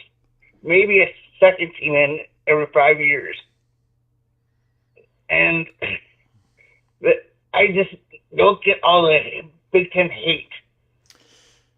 Yeah, I don't mind the hate because that's part of college football, blah, blah, blah. This conference hates that conference, whatever. But it's like you can still hate the Big Ten. You can do two things at the same time. You can hate the Big Ten. You can hate their playoff model, which I don't like. I don't think it's good enough. I think it's dead in the water. You can hate the Big Ten, but you also can say, look, that 5+11 with the Southeastern Conference staying at 8 conference games. Of course, the Southeastern Conference is going to rock and roll with that. Of course, with all this, look at the analytics. You can do both. You can say pox on both their houses. I just don't see a lot of that in the comment section. I don't see any of that in the comments section. I just see, Greg, I still disagree with you, Greg. Great. We can, the Big 12 cannot afford to say that we are half the conference of the SEC and the Big 10. So therefore, we're going to have to just get screwed in a completely different way, in a silent way. Anyways, go ahead, Ryan. I apologize. I'll put go it ahead. this way. The SEC and ESPN, well, ESPN pays out a lot more for SEC than does the Big 12. And the SEC is going to keep milking the cash cow of the SEC. And they're going to try to leave everyone out, except for the big SEC. I mean, they're going to even try to limit how many Big 10 teams get in. Yeah. I don't know. All right, well, that's all I had. Hey, buddy, appreciate the call, my man. All right. Thank you, sir. Thanks for taking my call. Thank you, Ryan. All right, bye. Bye.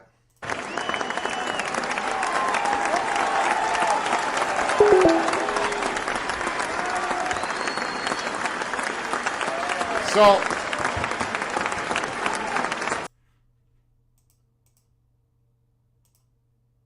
JC, the 4AQ kills the brand value more than anything ESPN can do. Big Ten is a joke. Again, is it Big Ten being a joke? Is that the most important part of the evaluation? What if the Big 12 doesn't get any playoff teams in this year? Talking about a brand killer. Talking about a brand killer if you don't get any teams in the playoffs. Because that's what ESPN, the All-State ESPN analytics are already pushing. That there is a chance that there are 16 teams, 12 teams, all with a better chance of making the playoffs than the top Big 12 team. That's the brand killer. And again, I think I'm hoping, I'm being naive here, but I'm hoping Brett Yormark is going, okay. We'll go automatic qualifiers. We'll go automatic bids, but you got to give us 3, man. You've got to give us 3 so we can schedule a play-in game and a conference championship game so we can take that extra money. So our fans can enjoy the same thing that your fans are doing. So, and then Brett Yormark says, well, and then Tony Petitti says, that's not going to work because then we're not going to have at-large bids. And we need at-large bids so we can have bigger non-conference games. And then finally someone's going to wake up and say, let's listen to the fat guy from Minnesota. Let's go to 18. 4, 4, 3, 3, 1, 3. That solves everything. And then have a 3-year look-in window, and then you can adjust those automatic bids. You can give 4 to the Big 12 if they're punching above their weight. You can bring the Big 10 who absolutely sucks at football. You can bring them down to 3 if they're punching under their weight. But everybody's guaranteed at least 4 or 3 auto bids in a 3-year period. Get it done, commissioners. Get it done. But I'm not going to rant about it.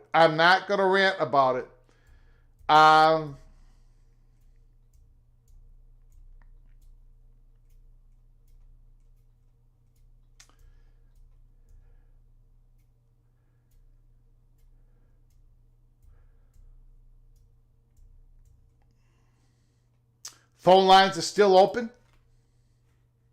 No. Deactivated.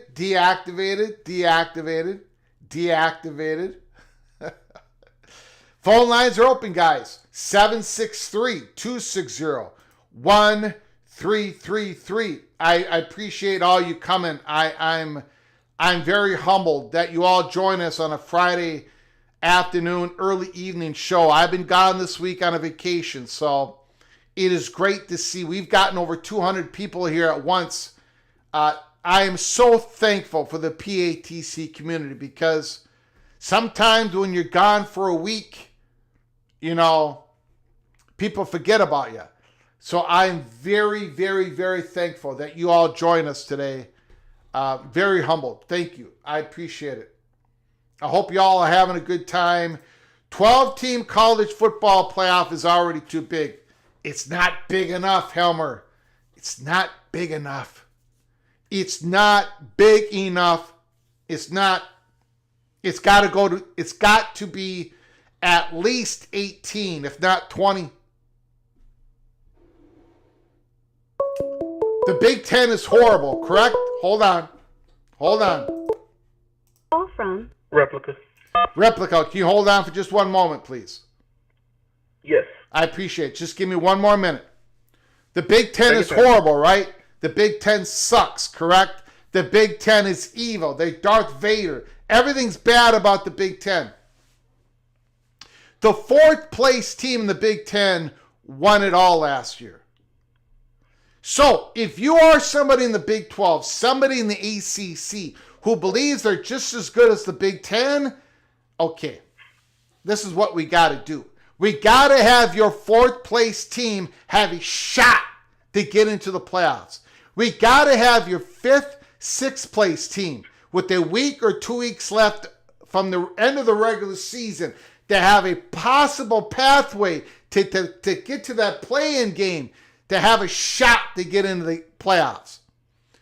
This era of college football, this rev share, this Deloitte clearinghouse, this transfer portal, more teams can play football at a pretty high, decent level than any other time in my lifetime.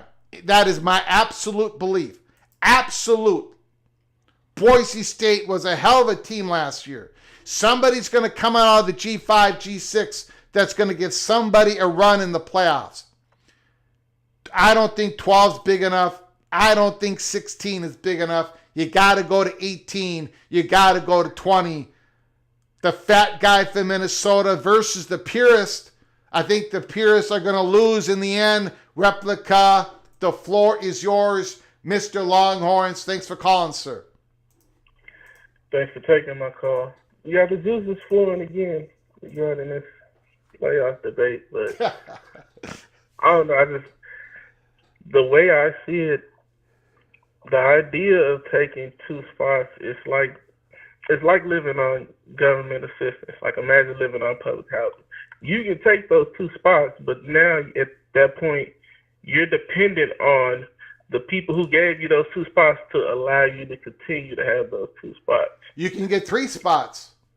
You can get 3 spots. In Tony Petitti's model and in my model, you get 3 spots, and you can get 4 spots. There's no cap on the Big 12 in either model. In reality.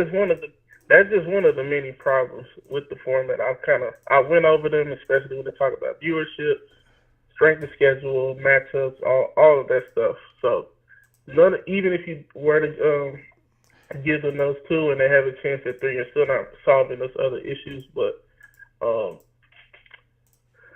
we're doing a lot of hand-wringing over things that could be done if the commissioners wanted it done, particularly the commissioners with the most leverage. If they wanted a model, what I call a coefficient, because that's how it's described in the Champions League in soccer. There's a coefficient model based off of performance over a certain period of time that decides how many quote-unquote auto bids you get into the Champions League.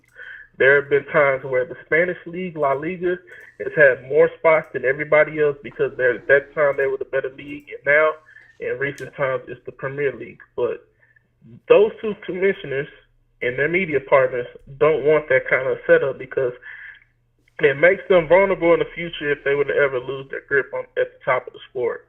Like, that's just the reality of it. That's why we won't get a coefficient model where it can be adjustable. And that's why they don't want to give these other 2 conferences 3 spots. Well, and you say, what if they don't get any teams in this year? What if they get multiple? We talk about one possibility as if it's so much more likely than the other. The games haven't even been played yet. No, sure. I mean, if they get 2, that would be great, right? But they would get that in the model anyways with a chance at 3. See what the AQ model does, it raises the floor for the Big 12. But At what cost? I mean, did you read that ESPN analytics? Did you read that article? I'll full disclosure, I don't, because I see those models as I'll read it when this is over, but I see those that's just content. They're trying to create a narrative. They're building up what they want the storylines to be for the season. But at the end of the day, the games have to be played. But Sankey takes those models and says to the committee and to the commissioners and to the reporters, look how great the SEC is. The ESPN is predicting 7 teams in a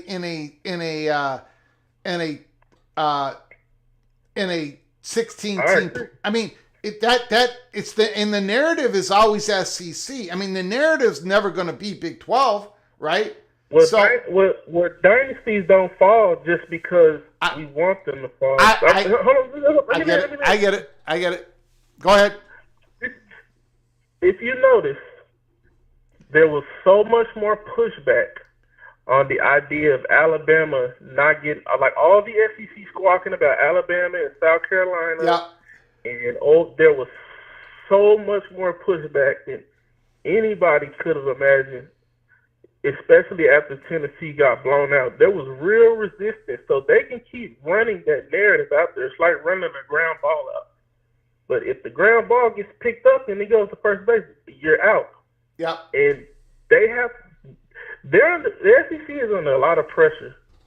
They're under so much pressure right now to win because of the squawking, because of everything with the playoff format and the distributions and everything. If they don't win this year and we go another year without an SEC team winning a championship, you're going to start to see a shift. Like, I think people just need to wait and see where the sport is actually going before we try to, like, make these significant changes. I don't think that this stuff is necessary. Like, we should not need auto bids to play out of conference games. Like, we shouldn't. There have been times, yes, FSU got screwed over a couple years ago. That shouldn't have happened. It was a once in a lifetime set of circumstances. You had Nick Saban retiring. ESPN wanted to milk that. You also had the fact that FSU was down to their third string quarterback, and he was terrible. Like, we have to be honest about that. That's not to disrespect that team. They still should have been in. They should have gotten an opportunity to compete for a championship. But we have seen that before, where based off of injuries, based off of circumstances of who's available, we have seen that in the past. We saw it in year 1 of the playoffs when Ohio State was down to a third-string quarterback and they were playing in the Big Ten championship. They were the 16. They went out and put on a kind of performance that could not be denied. It absolutely could not have been denied that Ohio State should have been one of those 4 teams. Now, I think TCU should have been in it at the expense of somebody else. But, like, Ohio State had the chance on the field. And to a lesser extent, Florida State did too. If they would have put on a better performance offensively, they just looked average. It would have been absolutely impossible for them to have been bumped out, because it would have made it even more obvious, like, all these conspiracies about, like, match fixing and narratives and trying to push certain conferences. It would have been absolutely undeniable if they had competent quarterback play, albeit a backup, and they still would have been left out. The fact that Brock Glenn struggled as much as he did, it gave ESPN and now, we need to stop talking about the committee, because these people change. But the one constant is ESPN. And the two most powerful conferences agreed to allow ESPN to control things because they thought they were going to get these auto bids. And the problems we're dealing with now, they were not planned. This is a plan that's gone wrong. The top 2 conferences are supposed to have a certain amount of auto bids, a certain amount of control, a certain amount of money, a certain amount of access to what brands get in. And now that that's not necessarily the case, they're dealing with problems they didn't anticipate. But I think we need to just wait. Let's see what this looks like this year. All right. We might not even expand. Okay. We might not need to expand. Okay. Let's say.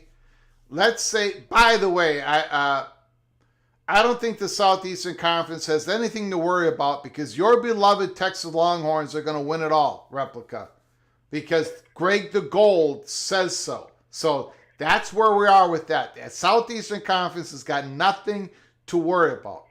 Number one. Number two, let's say that Sankey and Petiti has called Replica and Flugar to get this figured out. Okay, so Replica, you and I are going to figure this out. Okay,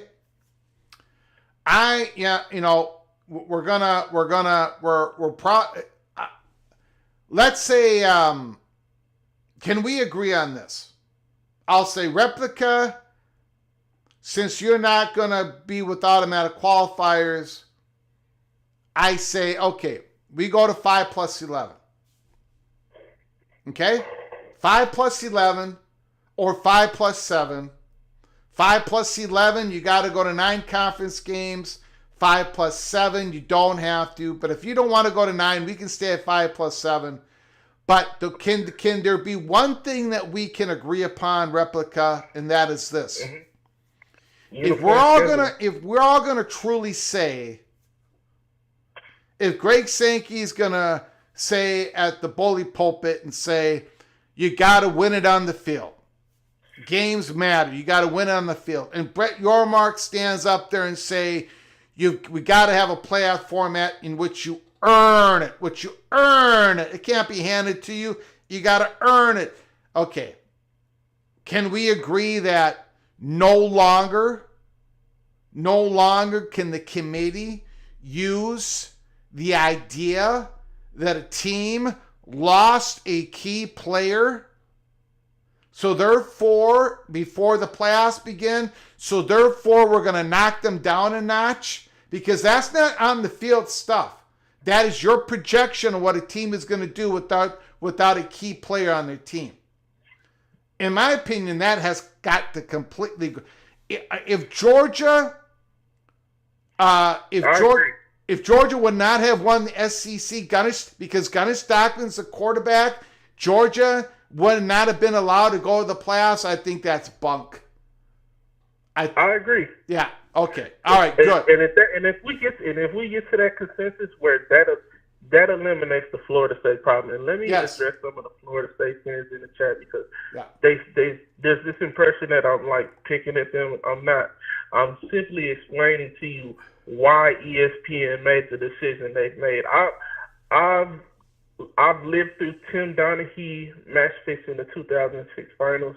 I remember the 2011 World Series where the MLB commissioner Bud Selig delayed Game 7 for no other reason other than he didn't want to get on a private flight because he had some kind of prior obligation wherever he was at that time. I've seen these things come about watching as many sports as I have. I'm not saying that they weren't deserving of it. I'm saying those rules in regards to injury that's been there since the inception of the playoffs. That wasn't something they implemented specifically for Florida State. They just used a rule that was already in place to manufacture the outcome they wanted, which was to give Nick Saban his curtain call. That's all I'm saying. I'm not slandering Florida State. I'm saying if the quarterback play had looked a little better, they wouldn't have even been able to do that because it would have made their product illegitimate. This idea that we're crowning a genuine national champion and they would have screwed them in that specific scenario where that rule it didn't exist, it would have made the product illegitimate. They just used the rule that was already in place. And we can't, as big of a travesty as that was, and it's caused damage to the ACC's relationship with ESPN, that whole conference is not going to be the same because of that. We can't assume that what happened to Florida State is going to happen every year because a unique set of circumstances had to come about for it to even be possible. So if they were willing, I've been consistent on this. If the two biggest conferences are genuinely willing to play on an equitable playing field, I don't have a problem with an AQ format.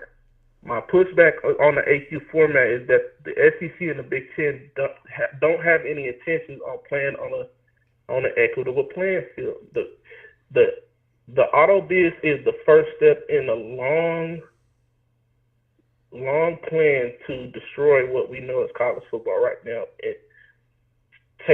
Calling ADs and taking schools off the schedules, getting rid of rivalries, not playing big games because we're scared of not making the playoffs when a lot of these teams haven't been going to the playoffs anyway. It's an excuse.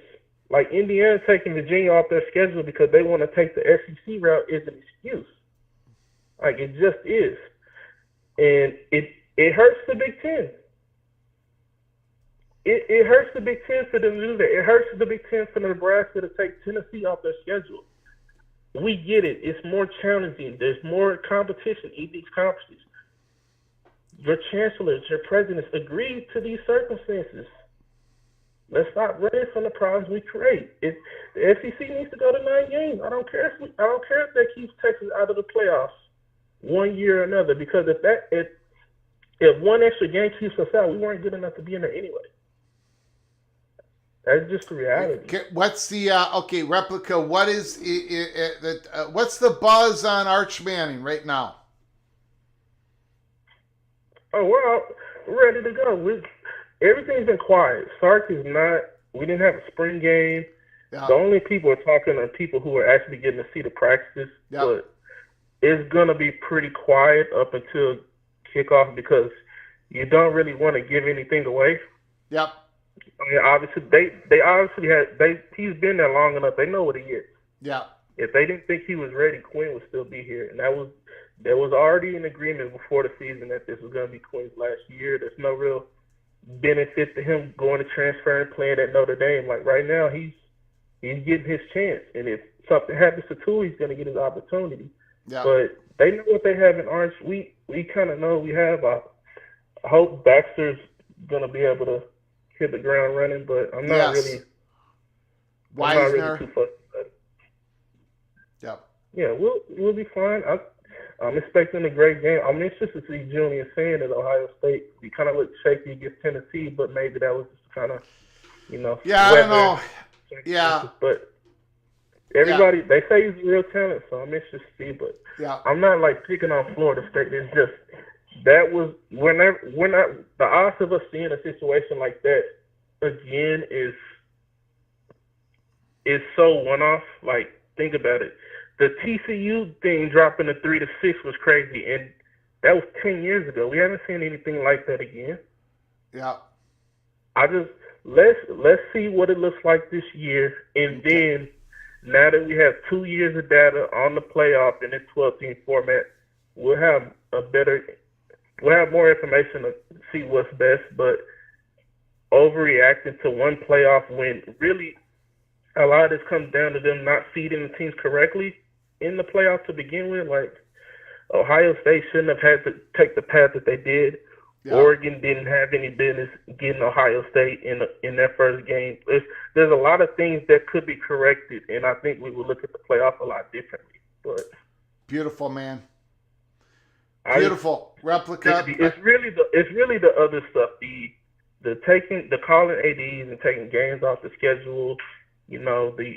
Having playing games from the Big Ten, the SEC that would overshadow the ACC and the Big 12 games, and that's the real damage why they can't seed on it, unless they can get a better deal. So we'll see. All righty, man. Replica, beautiful call, sir.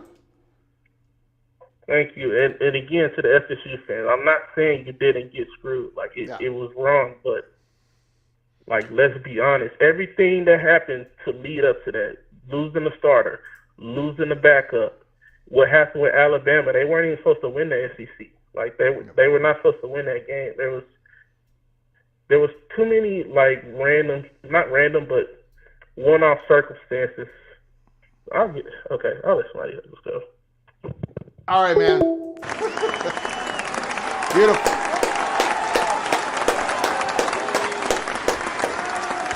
Great call, Replica, Texas Longhorn. Replica always makes a lot of sense. And we did agree. Take out the, because there's an injured player, that team should not make the playoffs. If it's about the results on the field, then it's got to be about the results on the field. It can't be about projecting starters and, that just drives me nuts. That drove me nuts when that happened.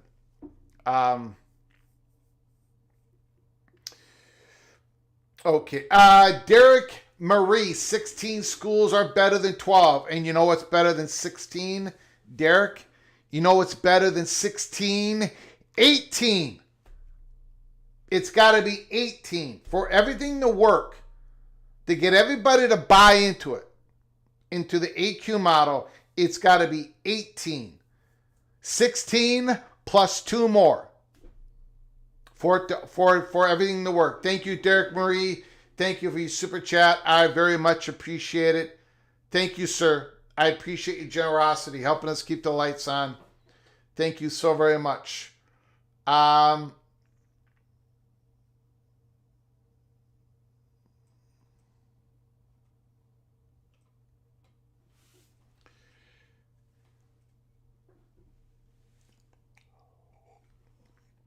Well, here's the thing. Ohio State came in 4th place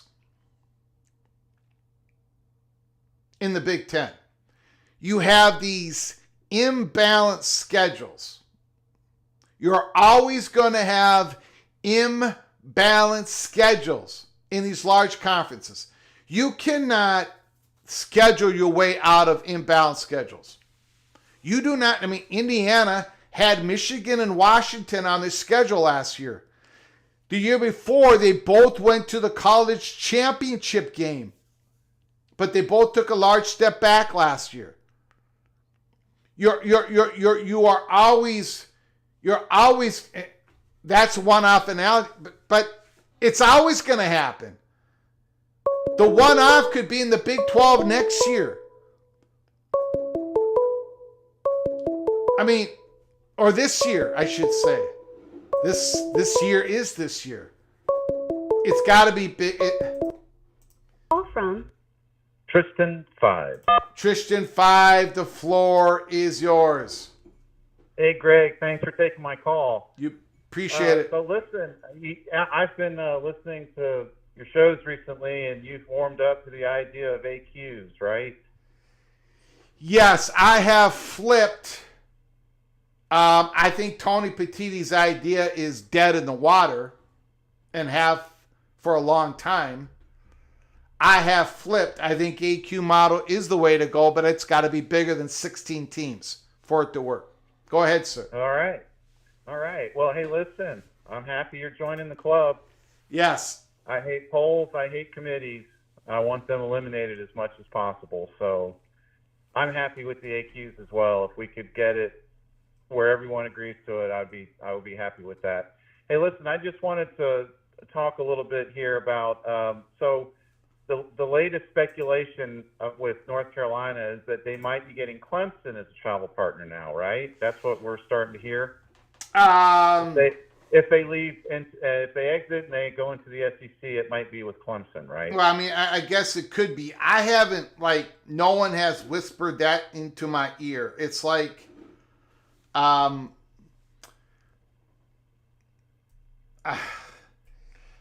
I guess it could happen. Okay. That's the best I can say. Yep. So here's what I wanted to mention.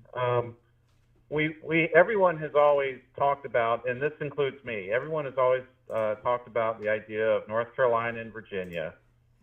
And that as in terms of a state, if you're talking about getting into a new state, that North Carolina is the best, and then Virginia is right behind them, right? And so you would want to try and get that pair if you could. And now I'm thinking about what's going on, and it seems as though I mean, now it might still be that the SEC wants to get Virginia, but if it turns out that it's North Carolina and Clemson, I wanted to mention this idea.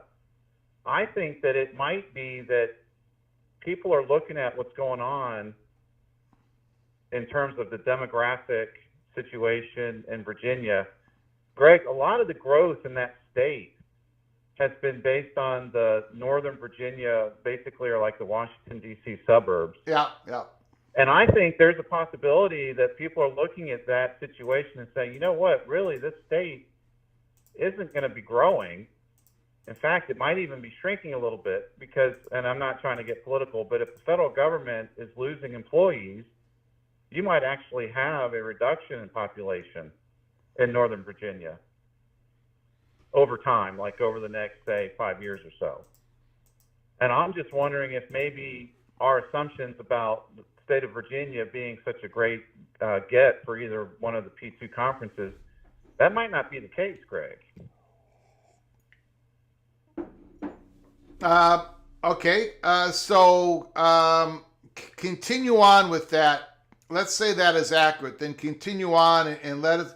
What do you think happens then if the SEC and the Big Ten have put Virginia down a notch because of those demographic reasons that you've just stated?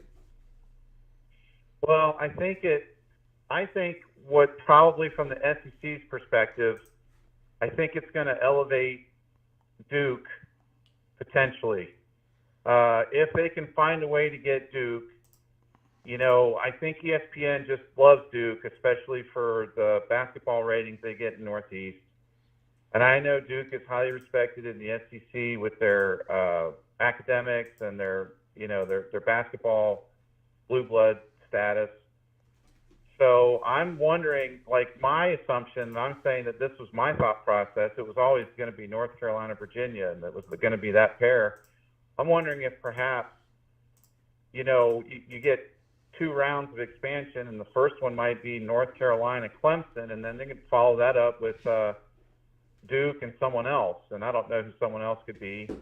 Maybe it's FSU. I don't know, but I'm wondering if the SEC might just say, you know, let's just leave Virginia alone for now, and let's focus on the state of North Carolina, and let's focus on shoring up, you know, Clemson, if they can get FSU along with Clemson, maybe. But Greg, I don't know. I just think maybe the state of Virginia is overrated right now. They might be losing population over the next few years. And, you know, that's a tough pill to swallow, right? Everyone's looking to get into the growing states. That's why Texas is such a big deal. That's why the Big Ten is going to get a school in Florida. And of course, that's why everyone wants into North Carolina. North Carolina is just growing like gangbusters. And that's really not what's going on in Virginia. Greg, over the last 20 years, the growth in that state has been primarily in the Northern Virginia suburbs of Washington, D.C. And that's just not the political situation in the country is not going to continue to support that. I don't think. So I just wanted to put that thought out there and let everyone kind of chew on it. Maybe there's some nugget of truth in it. So anyway, that's all I had for you. I enjoyed the show, Greg. Keep up the good work. Beautiful. I appreciate it, sir. Thank you so very much. Great call. Tristan 5, great call.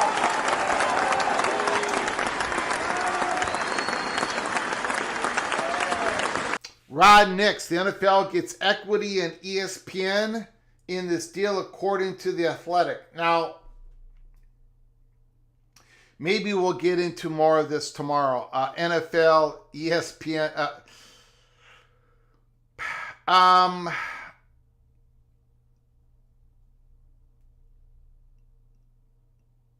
Yeah, I mean, I don't.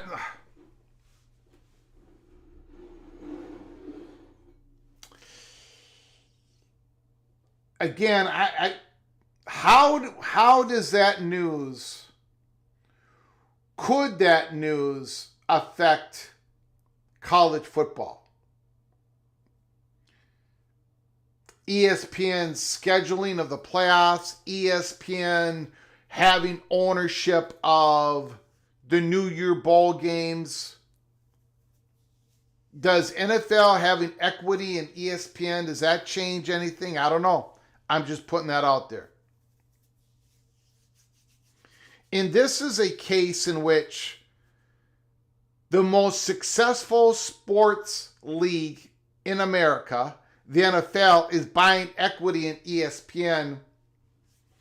Could we be seeing the reverse in college sports? Could a media partner be buying equity in a conference? Now, Fox already has a little bit of it with the Big Ten when it comes to the Big Ten network. But I'm actually saying, will like an Amazon, will like a Google, will like a YouTube Google YouTube, will a Netflix, will some monster streaming company buy an equity part of a conference? CBS, Skywatch, Paramount Global. We're going to have to keep an eye on all this stuff because even in the NFL, the world is changing. The NFL franchises have equity partners. And now ESPN has an equity part. NFL has bought equity in ESPN. So we shall see. We shall see. Helms Light secretly agrees with me. Helms Light is the genius of the PATC family today. There's one genius in every live show, and it is Helms Light. Congratulations. Congratulations to Helms Light. Somebody secretly agrees with me.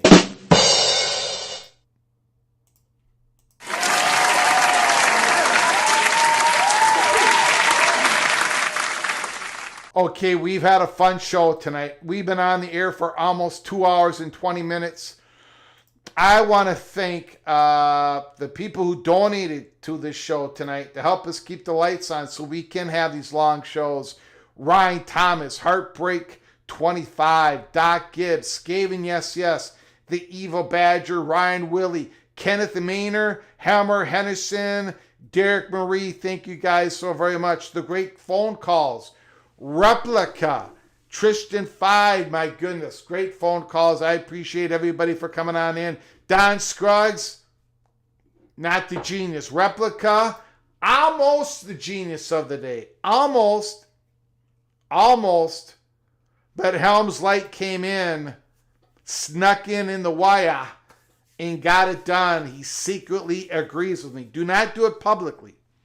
Don't ever agree with me publicly, or you're going to be targeted. Targeted by these commissioners, these schools, and their crazy fan bases. Thank you all for joining me. I do appreciate it. A live show Friday, August 1st. I am back from our vacation. I am back and I'm ready to go. We are in the month of August. Football, August 23rd, Dublin, Ireland. We're going to be doing a watch party. Join us. Watch party, Iowa State, Kansas State. I'm still trying to figure out who's going to cover the spread in that game.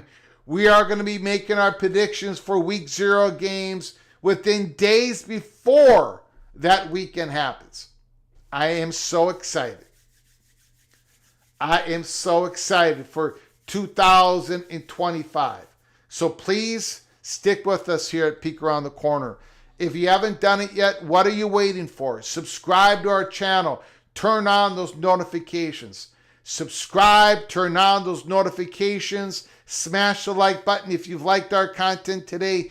If you did not like the content, if you thought I was wrong about everything, once again, hit the thumbs down button.